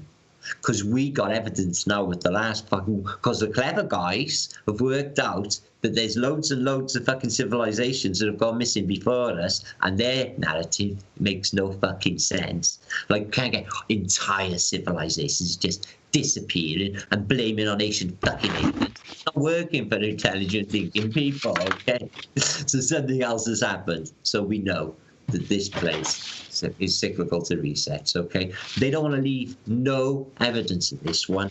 Everything is temporary. Breeze rock, as you say, timbers, so that it will be very little.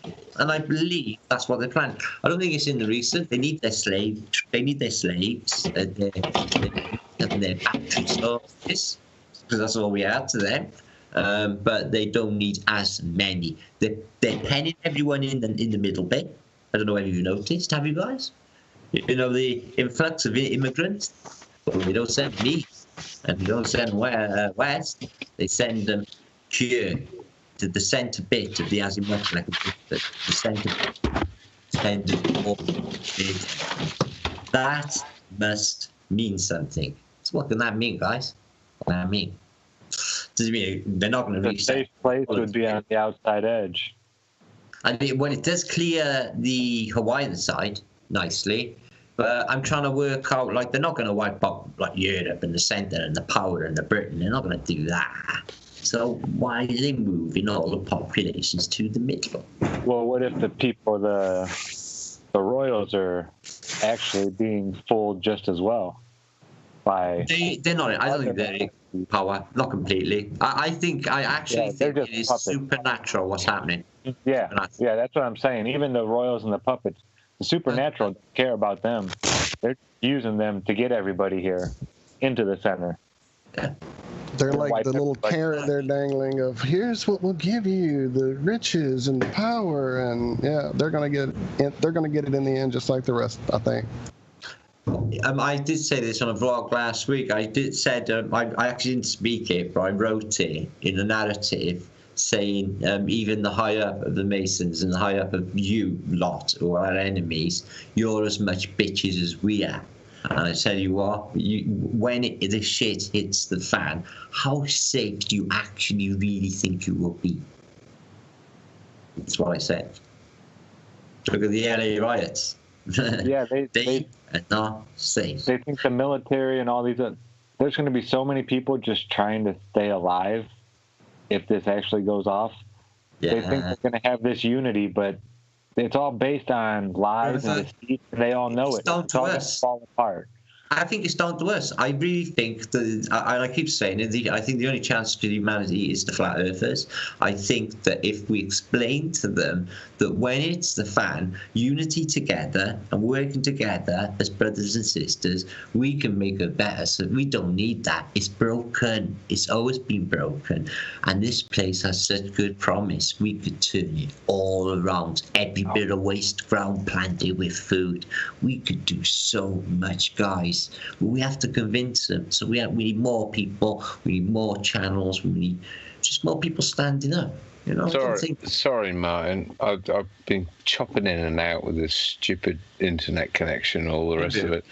But I entirely. I'd like to back you up on that. It is down to us. If we can see this thing coming, then we have no excuse. And we are seeing this thing coming. So we literally have no excuse. We can do exactly what is needed. We can we can plant our own food. We can harvest our own rainwater. We can literally be self-sufficient as communities. And, not legally. Well, can we buy somewhere off grid for us? Like our own flat Earth. It isn't going to work like that. That's the problem, Martin. It's not going to work like that because I mean, there are things that you can go and join communes now. That like sort of work for themselves. Yeah, sort of little farms and all this sort of stuff, and they're living in yurts and et cetera, or you could buy an island or do this, that, and the other. But that it's not like more an independent state to the flat earthers away from it. It's just not the way forward. The only way forward is to get to that 10%. Yeah. In order to naturally domino the 90%. Into realizing that this heliocentric horseshit that we've been sold, literally sold or robbed, is wrong. No. God, that was so bad. I'm over it anyway. It was a mistake. I knew there was something wrong. It was niggling me my entire life. I knew there was something wrong. And when that came along, I thought, oh, Christ, of course it was. Of course it's fucking flat. How could I have not known? I know, that's what I kept saying when I finally got through all the roadblocks and the NASA programming. It was like, why didn't I figure this out so long ago with all the truth searching I've done? Good brainwashing, brother. And we were under hypnosis. And for some reason, hypnosis lifted in 2015, and many of us woke up, thank God. And then we were like precursors or catalysts, and then loads and loads more come along, and look where we are now. Look what's happened altogether. Has anyone done a check on the analytics on how this thing is doing? I haven't. It's been a while. Matt keeps an eye on it. It was like 6% of America, believe nice. So yeah, I never would have started a YouTube channel if it was not for this. I wanted to show people since I was young that we're being lied to.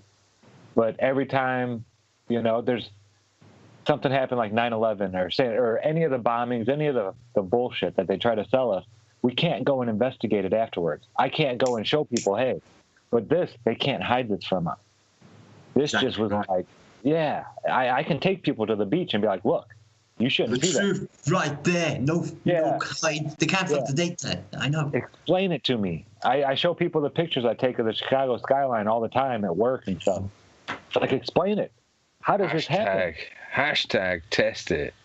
There is no other way other than testing it for yourself that will make you know. You can believe all you want, but you can read all you want and believe all you want. But unless you get out there and test it for yourself, then you are not going to know. I agree.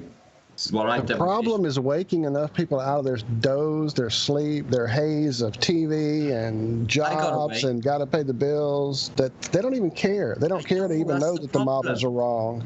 Everyone's hooked into that life, but I just got this way with people, and I can't help. Every single person I say, "Well, you happy being a slave?" No matter what job they're in, none of them are. When I talk to a lot of bullshit people on phones, you know the score. So I feel I got a way about me that if I can get a crowd that I can convince or tell a lot of people the truth, if I could just get enough people, if I could get 100,000 people at Glastonbury just attention for half an hour, 10 minutes, and explain this, because it's quite simple, isn't it? They're lying. I think you're doing it, Martin. I think you're doing it. Whatever you're doing right, because I was attracted to your channel when all the shit was going off and all the personality challenges and everything going off, and you were involved as well, and it was doing your head in, but you were deliberately involved because they knew they would get a reaction from you. Still using me. Eric Dubé had a video, brought it back out, 2 years old shit, right? So I says on the comments, I says, you never actually, mention whether what you think of me, I get it, really, do you, after all these years? And he said, and this is what he said, I will be honest, I don't watch you that much, Martin, but I believe you to be a real genuine man, and I really appreciate the passion. I think you are. I felt so proud. That's what I got. I was really proud, and then people were coming in with comments like, "Oh yeah," and then he was bawling his fucking eyes out with Patricia Steele over Antonio, and bringing all that shit back up. Don't give a shit. Fuck all that. And they don't even know nothing about it, right? Until they were in that spray. The fact is, you're dedicated to looking into this sort of stuff. I mean, whether anyone agrees with you or doesn't agree with you, you're dedicated to looking into this stuff, no matter where it goes. Them off. Yeah, I'm not going to spread lies and to no one. Whatever I put out on this channel, right? Me or Lee, we'll go through it together, and Zach, and so many of my comments, all the guys, and we will verify whether this is true or not before we put it out. Like, I'm putting out the fryeries, right? Where they used to fry people during these times of famine, and abbeys, are abattoirs, where they used to do the killing. And there's actual physical evidence in these places, like drains, like where blood would run. I shit you not, guys. It's in the names. It's in the, like the medieval area, the Middle East. Okay, let's see how far out there you want to get. It explains a lot. Of the dissolution, the abbey explains it. And maybe Henry, like if Henry Tudor did exist, right, and he's like, no, I'm not having this, what's going on with the friars in the abattoirs and all that. I like him because he was a Welshman, Henry VIII. So maybe he did smash these up. But I got a feeling there's something else happened with the dissolution of the abbey. I think it's to do with that. I think it's to do with what they were up to, and maybe the people turned on them. Starthorpe's a big part of this as well. We can't forget them and the somatic nature of them. So these people, even in antiquity, they got full electricity. So they got static electricity, okay? Nothing like we thought, is it, guys? They got a beautiful lifestyle where they're all harmonic, everything else. No illness, no disease. This is in between the events, by the way. Sounds like a golden age. It was a golden age, exactly. We were in the golden age of Carly, and they took us away, and now we're in this age of darkness, definitely.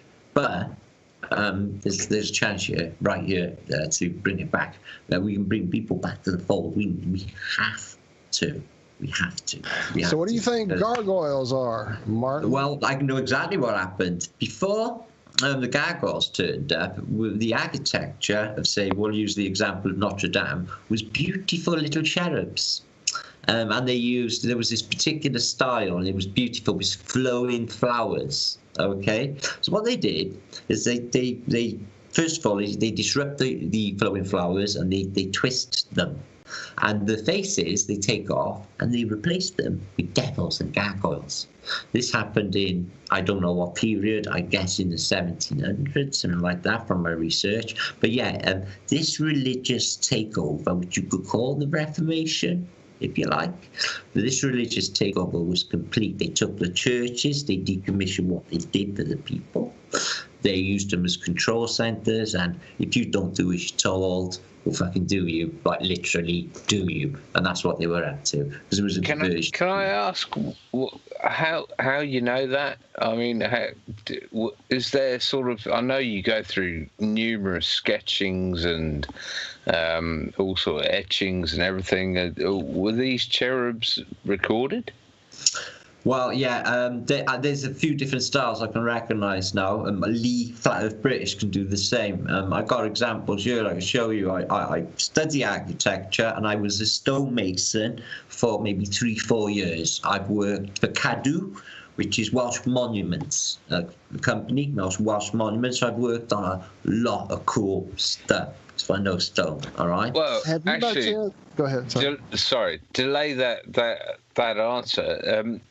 You are actually pretty well qualified in this section. I mean, you had a Navy career as well. Yep. Your stonemason Navy career. You're not, sort of in your mum's basement. No, man, I've lived my life all right. I've done everything you can imagine. Give us a CV. Give us a CV of what you've done from sort of 16 on. I haven't done. Would be easier. I know that feeling. Yeah. Before we get too far from the gargoyles, Martin, have you ever seen the book that F. Stop Fitzgerald put together? It's a photography coffee table book. I have it. I'll have to find it. Stephen King actually wrote the text. It's all about gargoyles all over the world. It's the guy called F. Stop Fitzgerald. He's a photographer, and it was amazing. I thought you were about Scott Fitzgerald. But I love that stuff too. I'm going to find the book. I'll send it to you. Hang on. All right. Right, my local cathedral is one of the oldest in Wales, called Llandaff. I've done 2 vlogs on it, right? There's a big gargoyle on the corner. So I go in, and I asked the woman inside. She's not a priest, she just works there. I said, so what's the significance of the gargoyle outside? She said, oh, it's to ward off evil. I went, oh, is it? All right, then. Ward off evil. It cracks me up because I spent years and years as a sort of adolescent. My parents had some sort of fetish with cathedrals and I think I think they had a membership of the National Trust is what they had. So we ended up going to all these mansions and cathedrals and stately homes and everything. And the same are all around Europe and France and Italy and Yugoslavia and all sorts of places. And it was really strange. I mean, I've picked up on things when I'm watching your videos that, it is odd. There are really strange things about these things. And I remember, as a 10-year-old looking up at this weird gargoyle looking down at me, and I'm like, well, what's godly about that? I mean, there's just nothing. What's that all about then, Mo? It's the takeover of this demonic thing. I tell you what, I have had some incredible jobs in my time, apart from stonemasonry, I mean, that you wouldn't believe. Like you said, I was in the merch for years, but the one I was just going to mention would have blown you away. It was on this field as well. Oh, what was it? It's gone again. I've just done so much, guys. I've worked all over the world, and if I give up, like I had to take a break from a ship, I'd go and hook up with a lady in Holland and work in a bar in Rotterdam and things like that. I used to do all sorts of really cool stuff. Yeah. It was called. I think we're similar generations, but it was called temping. When I was that sort of age in the 80s, it was you would go down the temp agency and sort of just say, what have you got for me? And they're like, I was good at it though. First time I ever went to London, Adam, I swear to God, right? I was 17 years of age on my own. Well, my mate Paul with me, and I went in one of them. Right, it was in Trafalgar Square as well, and they gave me a job straight away in a pub called the Century Tavern in Wembley. Right, I was living in there, pulling pints by 5 o'clock in the afternoon, and free food, and it was not bad money. I was 17. I wasn't even old enough to work in a pub. I had to wear a dicky bow and a frilly shirt though. But I was working in a pub at 14, but these agencies, it just gave you. I mean, one week I was picking up litter on the side of a motorway. The next week I was putting up marquees. The next week I was picking strawberries or something. It just got you around. I done that. Strawberries. I loved it. I ate everyone that I never bet. But the point is you've been around, and there's no doubting it. Gotcha. Especially with the naval career. Do you know what I did for years? I went on battle sites. I visited battle sites. I had a thing for it. I went to D-Day. Adam Ashes, I got a photograph of me. He sat across the cannon there. My auntie loves that. It's one of her favourite photos. So I had an obsession with the First World War. So I had to go. I had to go and see. I had been to the Somme. I went to Ypres, right, which they call wipers in the First World War. Now that is part of this whole theory, which is not a theory anymore. There's no accident that they used that location for that size of battle and that many people. It's because of what was there. Give us the theory and give us the fact. And I got photographs. I got more than theory. I got evidence. Now, they blew up masonry, obviously, and they blew up civilizations, and they're showing you giant craters. Now, if you know about the Amitol charge, the biggest explosion, what they say out of Hiroshima, right, and the Theory Ridge, one night, right, during the first day of the Battle of Somme, 1st of July, 1916. So they put 1 million tons of Amitol into this ridge. Explosives. Took them like a year. They used Australian miners. Watch the film Below Hill 60. Blow your mind. So they pull the charge. The biggest explosion, the smashed windows in London. This is in Belgium, right? Yeah. They blew tens of thousands of Germans up into the air, a mile high. Okay, so they say. And they leave holes, one of them called the Loch Nagar crater. Now, when you study the Loch Nagar crater, it seems that there is old masonry, what looks like Greco-Romano masonry. And then I find other evidence then in Passchendaele, the biggest, one of the worst battles in living history outside of Stalingrad. Same for Stalingrad, all of them. What seems to be pivotal is Crimea. Every war, apparently Napoleonic War, First World War, Second World War, all about Sebastopol and the Crimea. Yes, Sebastopol, still there, still standing, still proud. Now, there's something really sinister going on with war. Now, what I think is going on, right, I don't think any of this shit is really going down. I think they're giving us a narrative all made up, partly by the royals, because they're all related. Right? They don't tell you the real story. They're like when the Dutch fleet came down the Thames and literally burnt our fleet and basically won the war. They never mention that in the history books. It won't come out. Not real history. But the bits that are coming out are very, very scary. It would seem that when it hits the fan, that they do go nuts and people cannot. Do you know that beginning of the film Men in Black when he says people are just scaredy animals? Well, I believe that to be true. I think give these people around here where I live 3 days without food and they haven't got their crack and what have you. 3 days. I tell you what, Martin, considering we are predicting this and knowing this is coming, what advice would you give to your average Joe if everyone was to hear this? And that's our frustration, is that not many people do hear this. But what would you tell them to do? Because obviously they are vying for war. They're going to either turn the whites against the darks or the whatever it is that they pull. It's coming. We know it's coming. And how do we head it off at the pass? It can be doable because consciousness, thank God, works this way.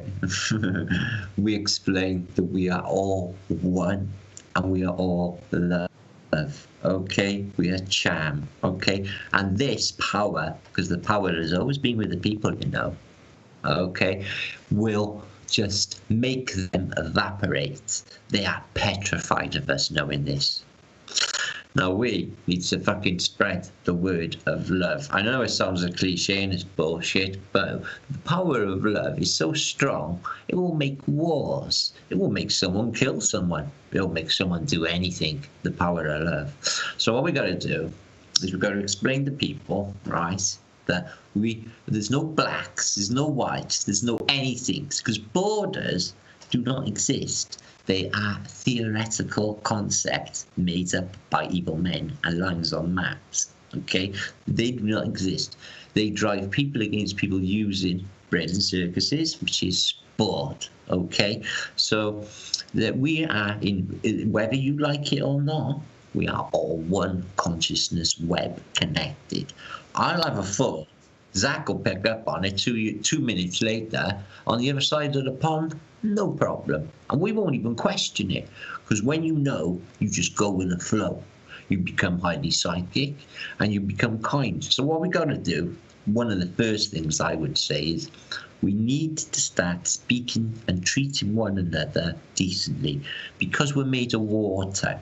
Now, if you look into the properties of water, you will find out that it's geometrically connected to charm, as in the vibration we give off. So, if you give off a nasty vibration to said water, human body, it will have a particular reaction. Make that person possibly ill, shake, what have you.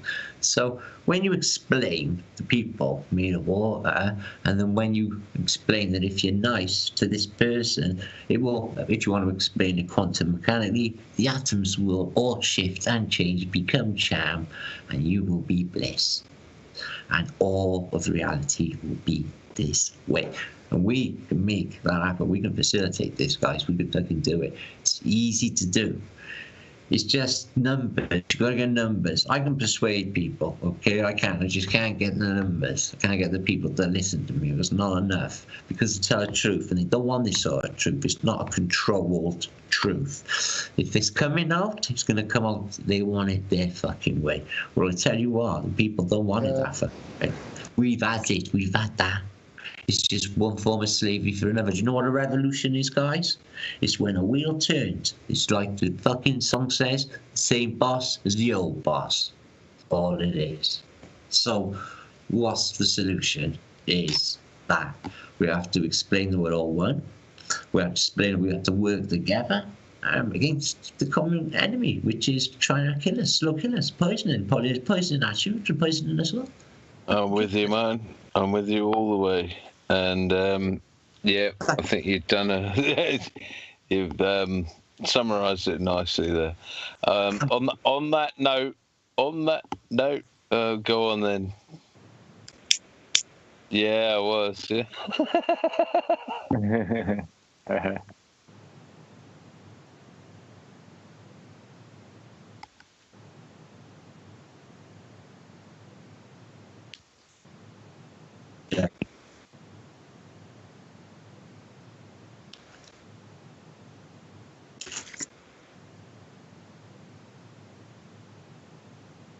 100%.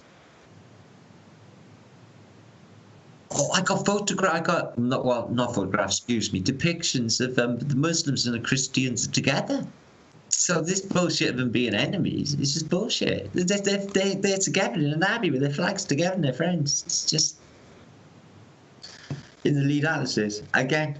I don't think they were ever enemies. I think they were socially engineered into being energies. All of it is socially engineered. Every paradigm of our reality, we are in a really small place. As long as we're focused on with everybody and every little thing, we're not going to pay attention to the fact that we far outnumber the evil fucks that are trying to keep us in this state of mind. Cyrus said it. Cyrus says it the best. Cyrus off the Warriors, man. Yeah? Can you dig it, brothers? How many of us there are? Well, how many of them there are? Get your heads together. Can you dig it, brothers? Well, Martin, I mean, it comes from. I mean, it's got references to ants, hasn't it? You know, if they knew how many they were compared to us, I mean, yeah. I know. Anyway, I'd like to say thanks to Norbs, thanks to Zach, new member of IRM, and thanks to Rob Durham for his update, and he's welcome back anytime. And Martin, it just You blow my mind every time I. Yes, sir. I hope this is just the first of many visits with us, Martin. This has been amazing, sir. I could pick your brain for days. I'm exactly the same stuff as you. But everything I was listening to, I was like, yeah, I do the same.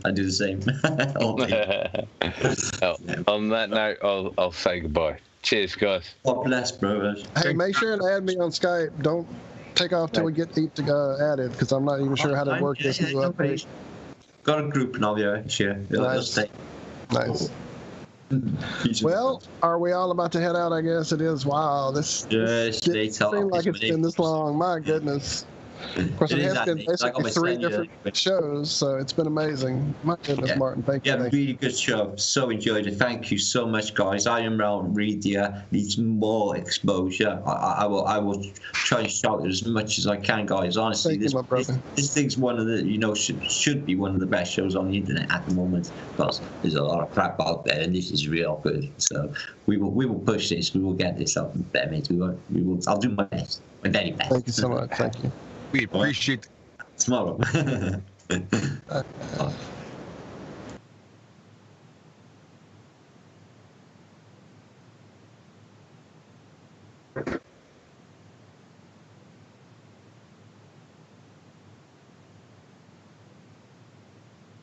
Yeah, I was just showing you something now. I had a link up of St. Petersburg neoclassical buildings, and you go through them, and then every one of them, every one of them blows your brain, but there's not that's what I really wanted to get to. And no life. There's no life. Nothing. No, not even a bird.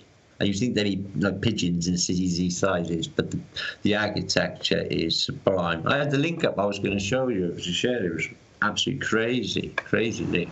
Say hours again. We could be here for sure. Listen, I ain't going nowhere, my brother. So I'll show you. I wish I could have shared it. I can't even find where to fucking share them. It's gone. Adam, are you the one that can do that? I can't. I used to be able to. My brain worked. It's on the cross, isn't it? There you are. Share.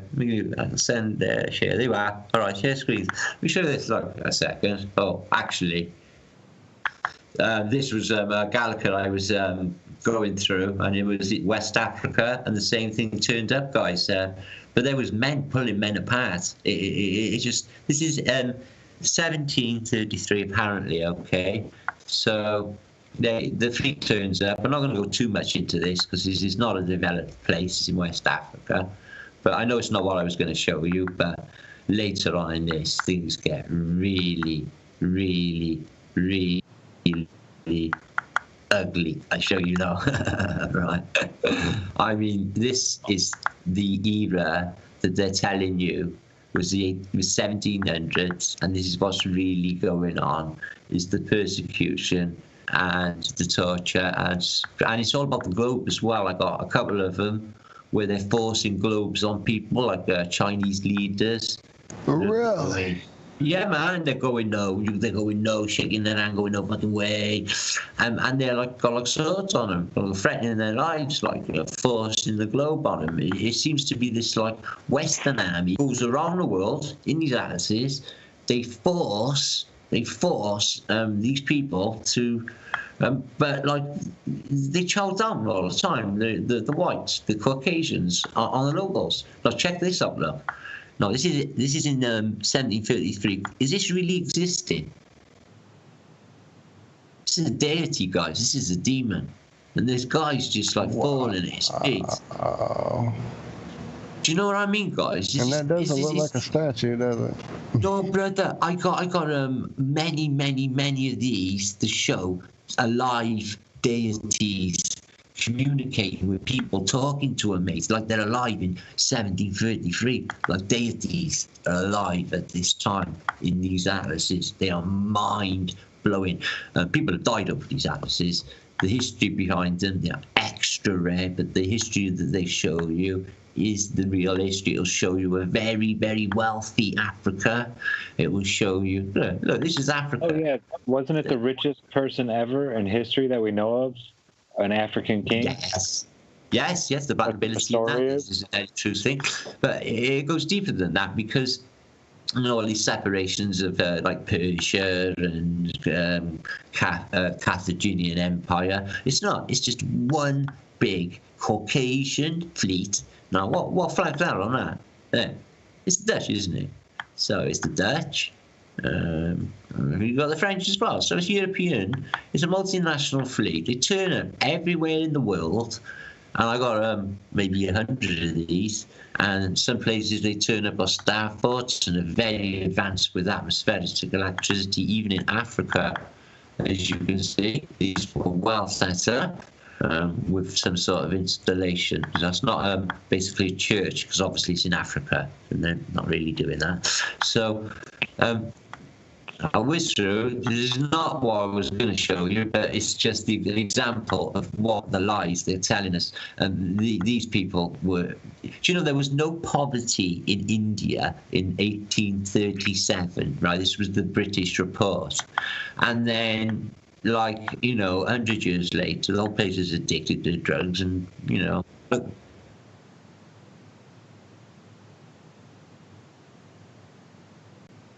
Yeah.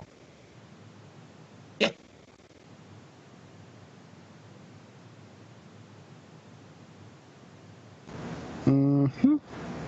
I was going to do a vlog on it. I was going to do a vlog on that. Well, I think I will, actually. But look at this. So you think there's nothing going on here? You think it's all innocent? Yeah? They're not. It's this ritualistic cannibalism going on everywhere, and the architecture doesn't fit the time. Biblical architecture in these lead atlases is in the Middle Ages. It's all set in this architecture, like you see the Capitol building. Look at this then, right? Place of homage, right, for some dudes or the leaders. See all these crosses, or Muslim crosses as well, all together. So who are they adulating? Let's have a take. Let's have a little look. Holy shit, the Jesuits. So we know the culprits are, guys. There's the evidence, right? And they're doing it all over the world, okay? And these are so detailed, they will literally blow your mind. And this is shit compared to... I can show you details of German cities or cities anywhere in the world in these books. And they literally... Look at this, look. So what's going on here, right? This guy is going to chop up this baby. So what's that for food, is it? Well, he don't look too happy about it. So what about these? This guy's... Is he alive? How are these living? Like little... Look at it, guys. They're little hobbits and little... And you know what's weirder? They got little television aerials outside. Look. Isn't weird? And look at this, guys. It's a mountain with a tunnel going in with stairs going up, and it's inside a mountain, right? With the number 13 over the top. Man, you have got to send me this picture so I can dig into you can have them all. Just link me up. I will give you the link. You can have all lead atlases you like. I got them, and you make yes, please. Life changes goodness. Once you see them. I see another rabbit hole in my future. Mate, once you see this stuff, you do not want it. Some of it, right, I wish I hadn't seen. And I swear to God, do you know Hollywood? Hollywood got nothing on this. Nothing. I swear to God, it is so fucking evil. What was I going to show you? Oh, yeah. No. Give us a second. I won't present for long. I know it's late and I'm pissing myself off, but this is what I'm into, guys. I've got this given to me from Captain Kirk. It's a catalogue of events caused by comets, and you start with this. 1744. And I study 1744, and if you study the events, oh Jesus Christ! I mean, this thing was really huge. So why is it not in the history books? So there's more advanced towns with their towers for tech, and a comet coming up. But it gets weirder, guys. Check this out, right? So what kind of comet is this then? So it's borderline a UFO sort of exposing book, right? 1733, and you've got, look, if I can just blow that up, if you excuse me, they're looking up in adulation, or confusion maybe. And you get always in this era, you will always see these brushes, and you will always see this burning cauldron in all this era. I don't know why I'm. Is that alchemical, Zach? Yeah, it is all alchemical because it's all based on the sky. You see, this is their part of their Isis religion, and there is the pyramid and the Isis religion, and it's the. And also it's the Jesuits. Now look at it's showing you, right, the comets touch the ground, okay? So I think what they do is they come in from a certain direction. I've studied the one that's supposed to have took out, Wales in the first millennium, but I'm not so sure about that, into 625, but I looked into it, but it came from a southwesterly direction. And this 1733, this one we're looking at now, came from exactly the same direction. And we're looking at Tunguska. Could have been an exploding comet? And I don't think, because this is the clue why I don't think they are man-made, probably a sun and a moon, but what about this? Is that a comet? A machine? Is it a machine? I say machine, see? I say that with the flanges for sure. There's a bit of a giveaway that is a machine in the sky they're using against us in the past. What this is, I don't know. So this is the folks from the outer rings, I guess, coming to see us. Yeah. All right. Yes. Becoming yes. our gods and our deities. And two suns, which are always on the cards, aren't they? Yeah, with the Nephilim or even the song Biot, two suns ready to shine just for you. So there they are. So what's going on? So a comet depicted as suns in this figure, I do not know. But it gets stranger because it shows that they cause volcanicity. Comets coming over low as the turrets of churches. So these, and I've got evidence in books as well, believe this or not, blow your minds, guys. These things gather energy from passing comets. I shit you not. And do you know what they do with the energy? They use it as a weapon. They can gather it and they can let it go at an instant. Guys, forget about the history. You know what we know now, guys. If I could explain it all in a week, I'll change all your lives. It is incredible. So 3 suns, okay? 3 suns. So what's exactly going on? Is it a UFO manual? Look at them. Is it the birth of the new sun as the old sun leaves?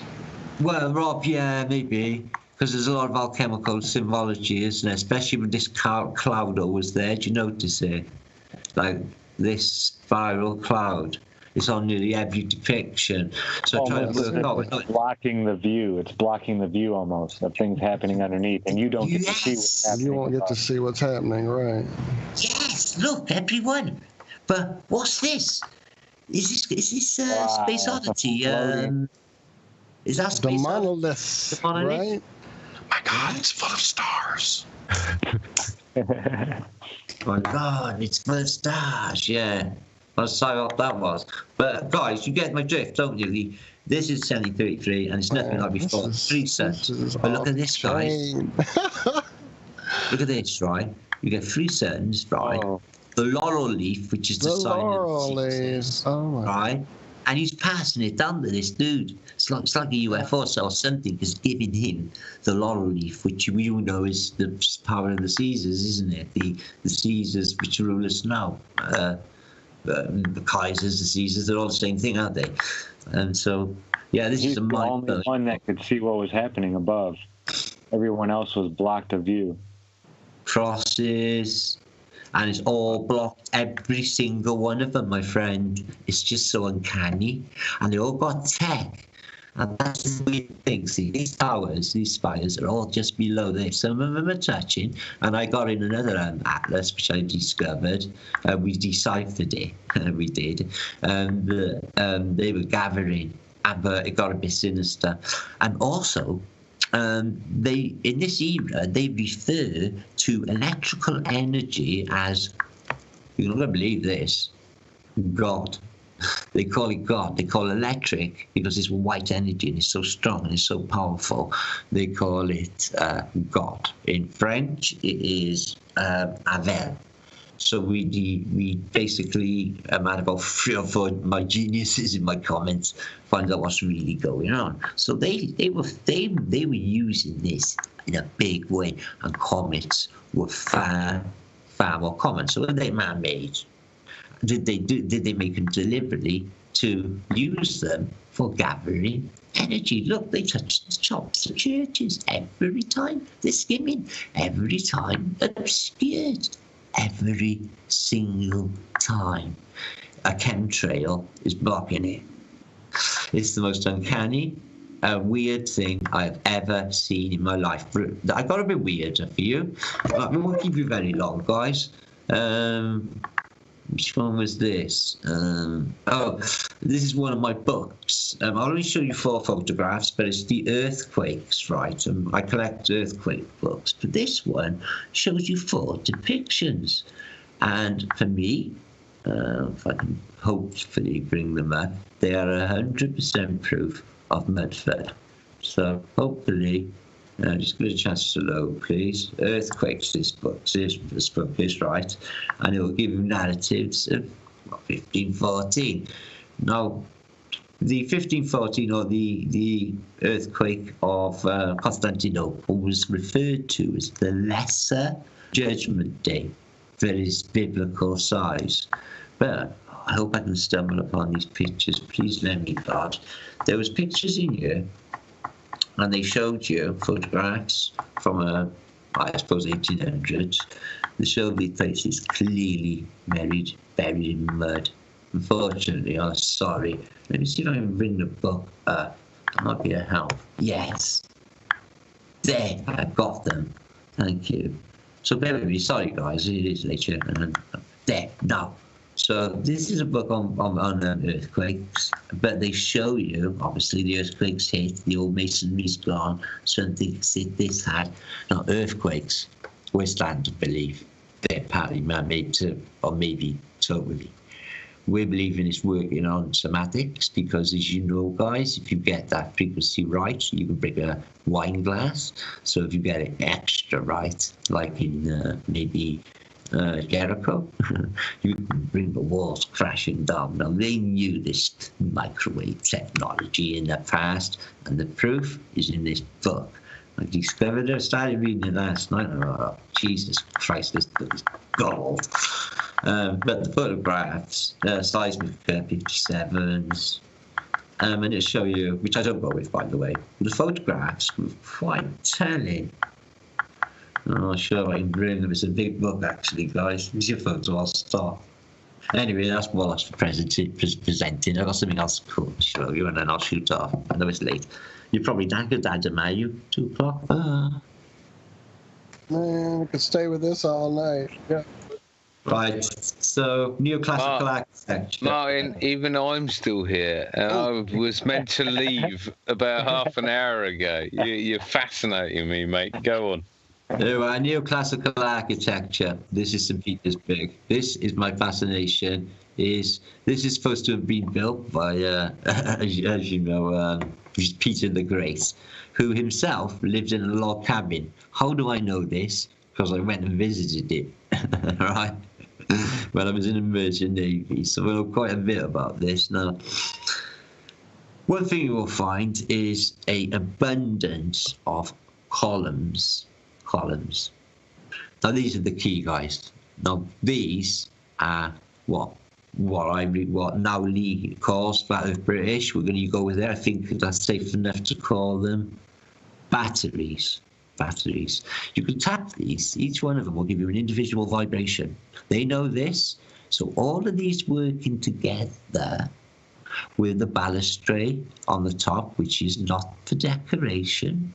And there's your Masonic pyramid and your pointy bit, which I believe is breaking through the dome. So this is in St. Petersburg, right? So this is my little interpretation, but it gets weirder. Now, the style is what they call, I suppose, Baroque, borderline Greco-Romano.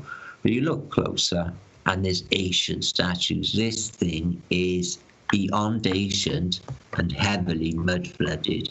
As you can see, these windows here are exactly the same as these windows here. So it is at least buried that much. Right, there's the basement windows. Yeah, they're the same windows. You can clearly see, can't you? So this is a serious. Yeah. No, they just this thing here. All of them were like, when you get stairs going up now, in fact you see them in your cities, the stairs going up now and the upper doors, they were all added later, and they've lied about the dates clearly. Look at this, all of these absolutely sublime, everyone a masterpiece. So how did they make them? Well, we have a theory they're 3D printed. Where I got another theory, I found a document actually of a factory, highly advanced, where they were molding these things like no tomorrow. It was a factory. So what I'm trying to say, guys, is architectural quality. Every single thing on that building is made of stone. So it comes out of earth. So it has a crystalline structure. So it does something specific. So every single thing, including these flutings, you see them? They're energy gathering flutings. They're not for lightning, because you need one of them. I actually used to fit lightning rods myself. I fitted one on the Millennium Stadium. You only need the one. So they are gathering energy. Down into the ground, yet again, as you can see, windows, all which would have been this bit here, and now this bit here, and it's completely buried. It's funny, they got like a little German pillbox there, but it's really early. I don't believe them pillboxes even existed at that era. But for a city of so many people, one person, yet again. So, my son. Yes.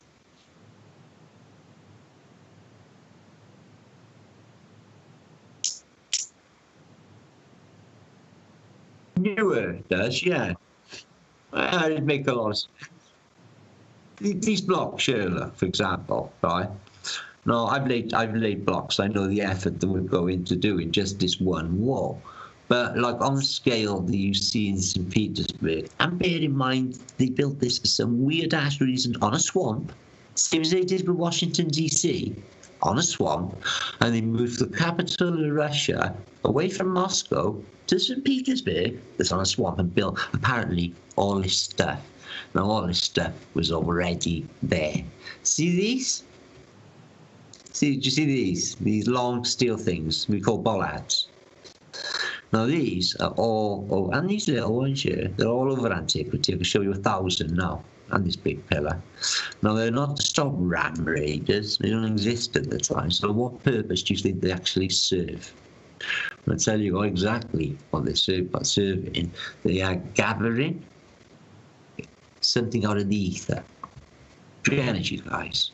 And they took it out between the years 1895 and 1900. All of the evidence disappears. I have all the evidence, and I have the evidence of which time period it disappeared. Look, again, one person in a city of 250,000 people at that period. Isn't it unusual? There's no population, there's no birds, there's no nothing. That looks fake. This building looks superimposed from this dome. This first building looks wrong. I don't know if these subjects are, these photos are subject to change, you know. Oh, I apologise. Sorry, son. I will keep it on. Yeah, just my son and keeping him awake. I'll be really quiet. It's all right, guys. Another mud flutter. But these are exquisite. Look at that machine there, guys. Not every single one of these are empty inside. They're not clock towers. These pillars, as I said, they're batteries. They collect static electricity out of the ether because they're really high. Okay, they collect them in the domes. These holes in everywhere, we call them portals, and the energy somehow is collected inside, pulled up through the floor also, and pumped out into the atmosphere, probably non-audible for the population. Guys, do you notice anything wrong? Well, this is a photograph in the 1850s, right? St. Petersburg again. This stuff's supposed to be built 100 years before, 1700s. Peter the Great, who himself lives in a log cabin, and it's all this best architecture you can imagine. So what's this thing here? Huge aerial, and another aerial. Aerials are not supposed to exist, guys. So where is the population? It's the people, guys. It's the birds. What's the matter with the road if they got it this good? Look at the architecture. Who built this architecture? Is it the state of Tartaria? Well, yeah, possibly. They were the biggest empire that ever was. Tartaria, you study it. But the people who built this, I believe that they were good. I believe that they were the sky people, came from above the dome. I think this is what this pointy bit means. But I believe that they basically went back because there's not very nice people here on the plane. But I think that their style was left, but eradicated with gargoyles and evil shit and phoenixes and the like. You know, like they do. Pervert everything that's beautiful. Again, a city that's like it's been built and ready for people. But where's people? Where's the population? And it's in not just St. Petersburg, guys. This is a mud flooder again, look. The windows all down here, little windows. See? The whole buildings are mud flooders. They go a lot deeper. All of them go a lot deeper, okay? The Kremlin, fuck me, that thing could be a spaceship, all I know. It goes huge, no population. So, Peter the Great. So this is the dude, apparently built St. Petersburg. Apparently he lost his head in a tsunami that hit St. Petersburg in the 1800s. So the story goes. But look at this, guys. Just look at that. So we're missing something like huge about our lives. Yes, guys, we are. So I can keep you going for a few hours. Look, I got magnetism proved in the 1700s. I'll give you that again. No, it's magnetism and the effects. I live in science. I tell you what, Zach's going to love that. And just my last little example to show you how this works. 1811, okay, the year of the comet. And this is what's going on, is this. This will be my summary. Everyone is looking up at the comet, alarmed. Okay? Look, fear, confusion. Let's take a look at this fella. He knows. He laughs on because he knows. Do you understand? It's a clue, guys. They always leave clues to artists. He's not panicking. He's pointing at the people, looking at you, and he's saying, it's us, and these are just fools.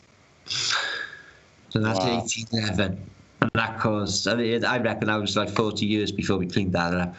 So don't believe anything of history, because it's all been made up. I proved it over and over and over again. So there's my presentation. I hope you enjoyed it. Sorry it was so long. Man, this has been amazing. Send all these links, please. Oh my goodness. I've got so many more. Have I stopped presenting? Stop sharing anyway. Well, I hope you enjoyed that. It's my third presentation of the night. No, second. Thanks so much for listening anyway.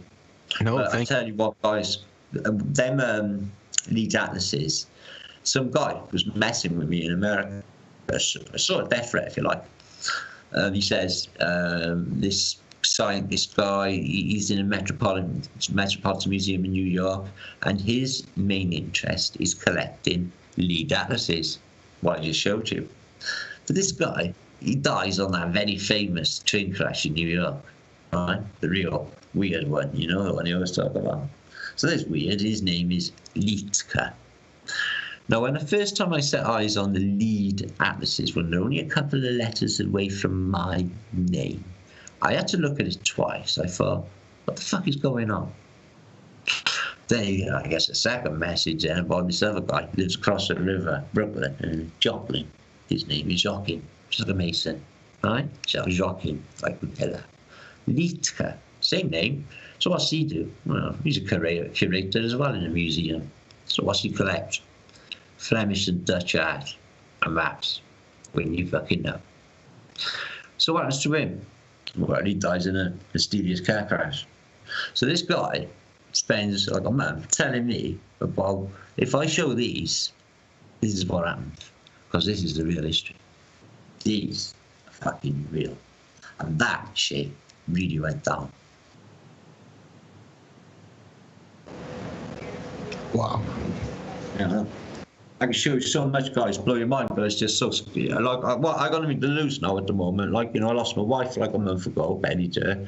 I went to see my mother yesterday. She's touch and go. I don't know if she'll be here tomorrow. I'm just praying it gets cooler and she starts drinking. So it's just me and my son fighting for survival, and I got the flat earth. And I tell you what, it's what drives me, guys. You guys, all of it, because it's just deeper meaning to me. See, guys, you know, I'm really passionate about it, but it's more than that, because I feel that's why I was born. I think that's what God put me here for, and that's my reason for living. I mean, it's all of us really. I think that's what it's about. You know that? I think it's supernatural. I said it from the very beginning.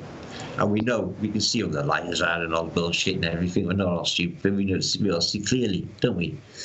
But the FE is a powerful army, and they're millions strong, hiding in cupboards. They're scared to come out. They don't want people laughing. But I tell you what.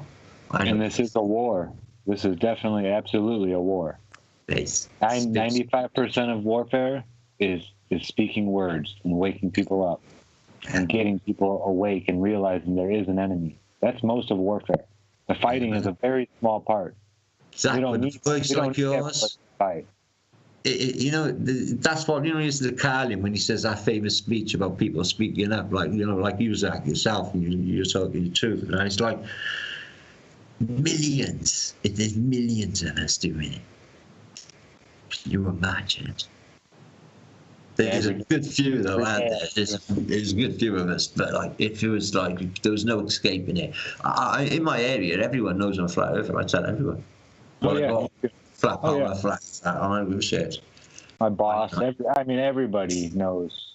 The people at the grocery store, the people at the place I go. Yeah, I mean, I talk to everybody, you know, so I tell them. You don't all the time, though. Wake them up a little bit, you know. And I plant a seed, and then I just let it grow. I don't overwater it. I don't feed it too much fertilizer, you know, too much compost. You let the seed do what it's going to do. And I know that a slave, I do. I enjoy slavery. Another one is when I get off a bus, I'll thank the driver. I'll say thanks, because you did that for nothing. Money doesn't actually exist. You just did that for nothing. I love that. Yeah, it's quite good. I tell them as well that as well. You know, money doesn't exist. You just did that for nothing. So thanks. A great way to, and you know what? We could do it without money. It'd be just as easy as the way we do it. It'd be easier than the way we do it with just money. People like us, though. The better system, and listen, that's what the solution is. Obviously, small self-governing duchies like it was in that the matter system showing you before the evil took over. Obviously, that's the answer. You know, any problems, we solve them ourselves. We grow beautiful food, all live really healthy. It sounds fucking awesome to me. We don't need NHSs and these big government operations fucking dictating our existence. Small. They don't even need countries. They can keep their liberties. They can keep all the liberties that they want to give me, and I'll keep my rights as a human being. Amen, Sovereignty, brother. That's what we want. Yeah, that's all. Just leave me alone. Just leave me alone. Stop fucking trying to fucking make me a bitch. Walt, I know this was a bit controversial for you, as I recall when I said it, but I think somebody once said, "Do what thou wilt shall be the whole of the law." Right. So I guess as long as you have the freedom to do whatever you want to do, as long as you are allowing other people that same freedom as well. Do what thou wilt shall be the whole of the law. I just thought that was interesting. That really is the sort of the whole of the law. That's the freedom. You can do whatever you want as long as you're not going to infringe on someone else being able to do whatever they want. Yeah, it's great. It's been written over and over and over again too. Yeah, like a revolution. It comes around again. I can't hear you, Martin. Uh-oh, Martin, we're not hearing you anymore, man. Darn it. Did you mute by accident? Can't hear you, Martin. I don't know. If you muted yourself, maybe you forgot. I'm not sure.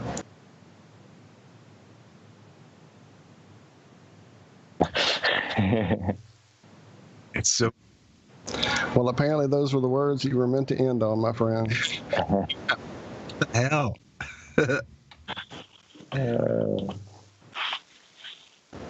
No, man. Well, thank you again for sharing everything you shared, and especially that heartfelt part that just, man, touched me a lot there at the end. Thank you for sharing. Love you, brother, and so glad we got to know you a little better tonight. And hopefully this, as I said, will just be the beginning of many of these meetings of the minds, because, oh my goodness, this was great. Yeah, I wish we could hear you, Martin. That really sucks. Your audio's gone. And I wish I was around. I would have been able to listen a little bit more and get to know you. I'm Josh, by the way. Nice to meet you, Martin. What are you going to do next time? Yeah, for sure.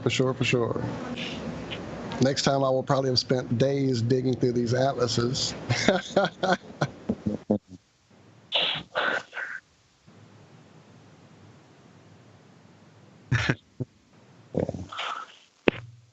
Well, this has been a huge show, as predicted. I mean, that was awesome. Yeah, I had a lot of fun. Thank you, guys. A big warm welcome to you, Zach. We're so excited to have you. Man, and for sure the best show you could have kicked off with us. Amazing. Thank you for everything. One quick question. Can I steal Adam's brain for just 1 second? Not once. I was going to say, well, for what left there is left, yes. Can I put Everclear in here? Is that 95% grain alcohol, but it's pot? I would think so. It says to use denaturalized.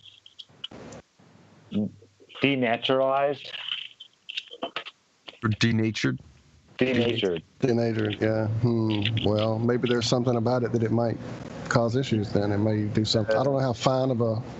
Could result in serious injury. So I'm definitely going to try it outside and not in my room. But I think I'm just going to go buy the stuff I'm supposed to use. Should have denatured alcohol. Yeah. I'll go get some tomorrow in the morning. I mean, I can do fire breathing with Everclear, so I just assumed. No. That's true. Just make sure you go live, Zach. I want to see what happens. All right. Yeah, if I decide to, I will. I'll hit you guys up before I do it. Sweet. Oh, man. Martin, thanks again, man. Awesome.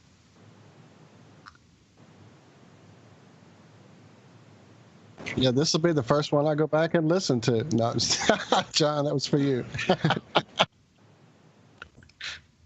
Well, good. You make sure you make notes. Give me timestamps. I'll just download it, cut it.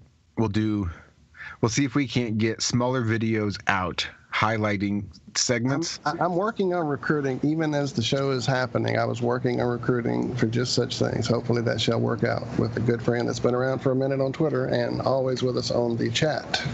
We will see before I reveal any names. I don't want to commit him without him being ready to be committed. But we can also do like a best of reel, a highlight reel of all the small clips that we pulled and put them together in one video, and do that before you do a full release of the full unedited show that we suffer through every Friday. I was just thinking there's lots of different things we can do because Norb had some really good ideas for us, and that was just one that sprang to mind, was throwing in that highlight reel. That's sort of another level. Yeah, I love that. Great idea. Because yeah, like it's hard to get people to even click on a video.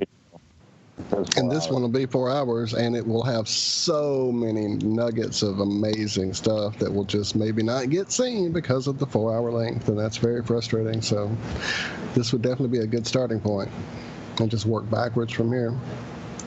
Can I just say, Martin, we're not ignoring you. We just can't hear you. Absolutely. Do you guys use American Sign Language in England? Or do you guys have your own version of sign language? There you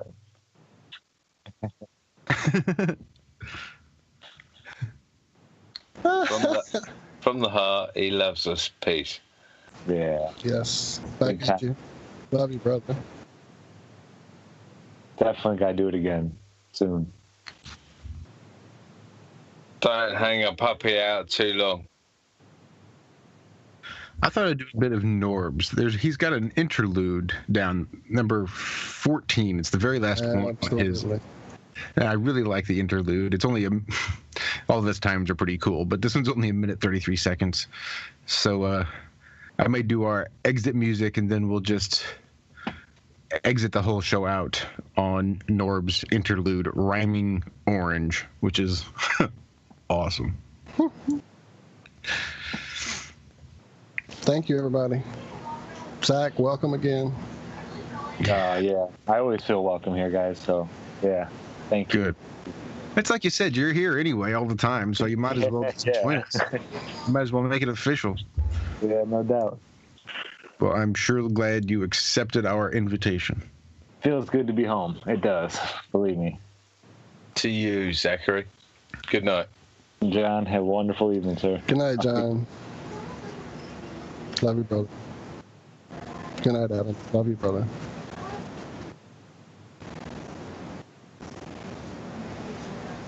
I've got just sound. Perfect. All right, well, I guess that's my cue then.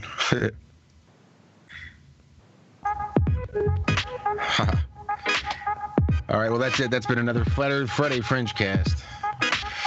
My name is Josh Corey. What a show. Welcome, Zachary Zabala, to the crew. Martin Leigkett, thank you so much for coming on. Rob Durham, thank you so much. Let me tone that down just a touch. Thank you so much, everybody. This has been a blast. And I will see everybody right back here next week for another Flat Earth Friday Frenchcast. TGIF. Thank God it's flat. Ladies and gentlemen, I love you. Peace out.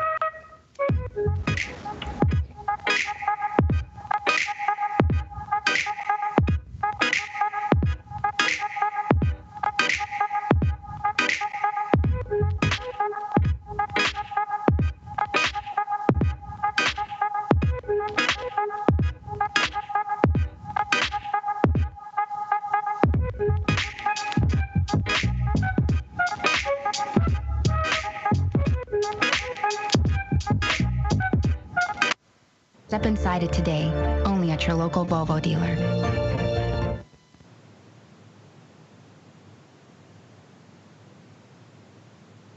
I said, sometimes when I drive, I think the only thing separating me and this guy from death is some little white lines. Luckily, I'm just trying to rhyme the word orange like a four-bitch on a whore binge. I'm exploring the perfect porridge. 13 hits of blood makes you clinically insane. Then I'm the original. I said original. I got 4 fridges for storage. Of a full house, you're a door hinge. You don't produce anymore, hit you boring.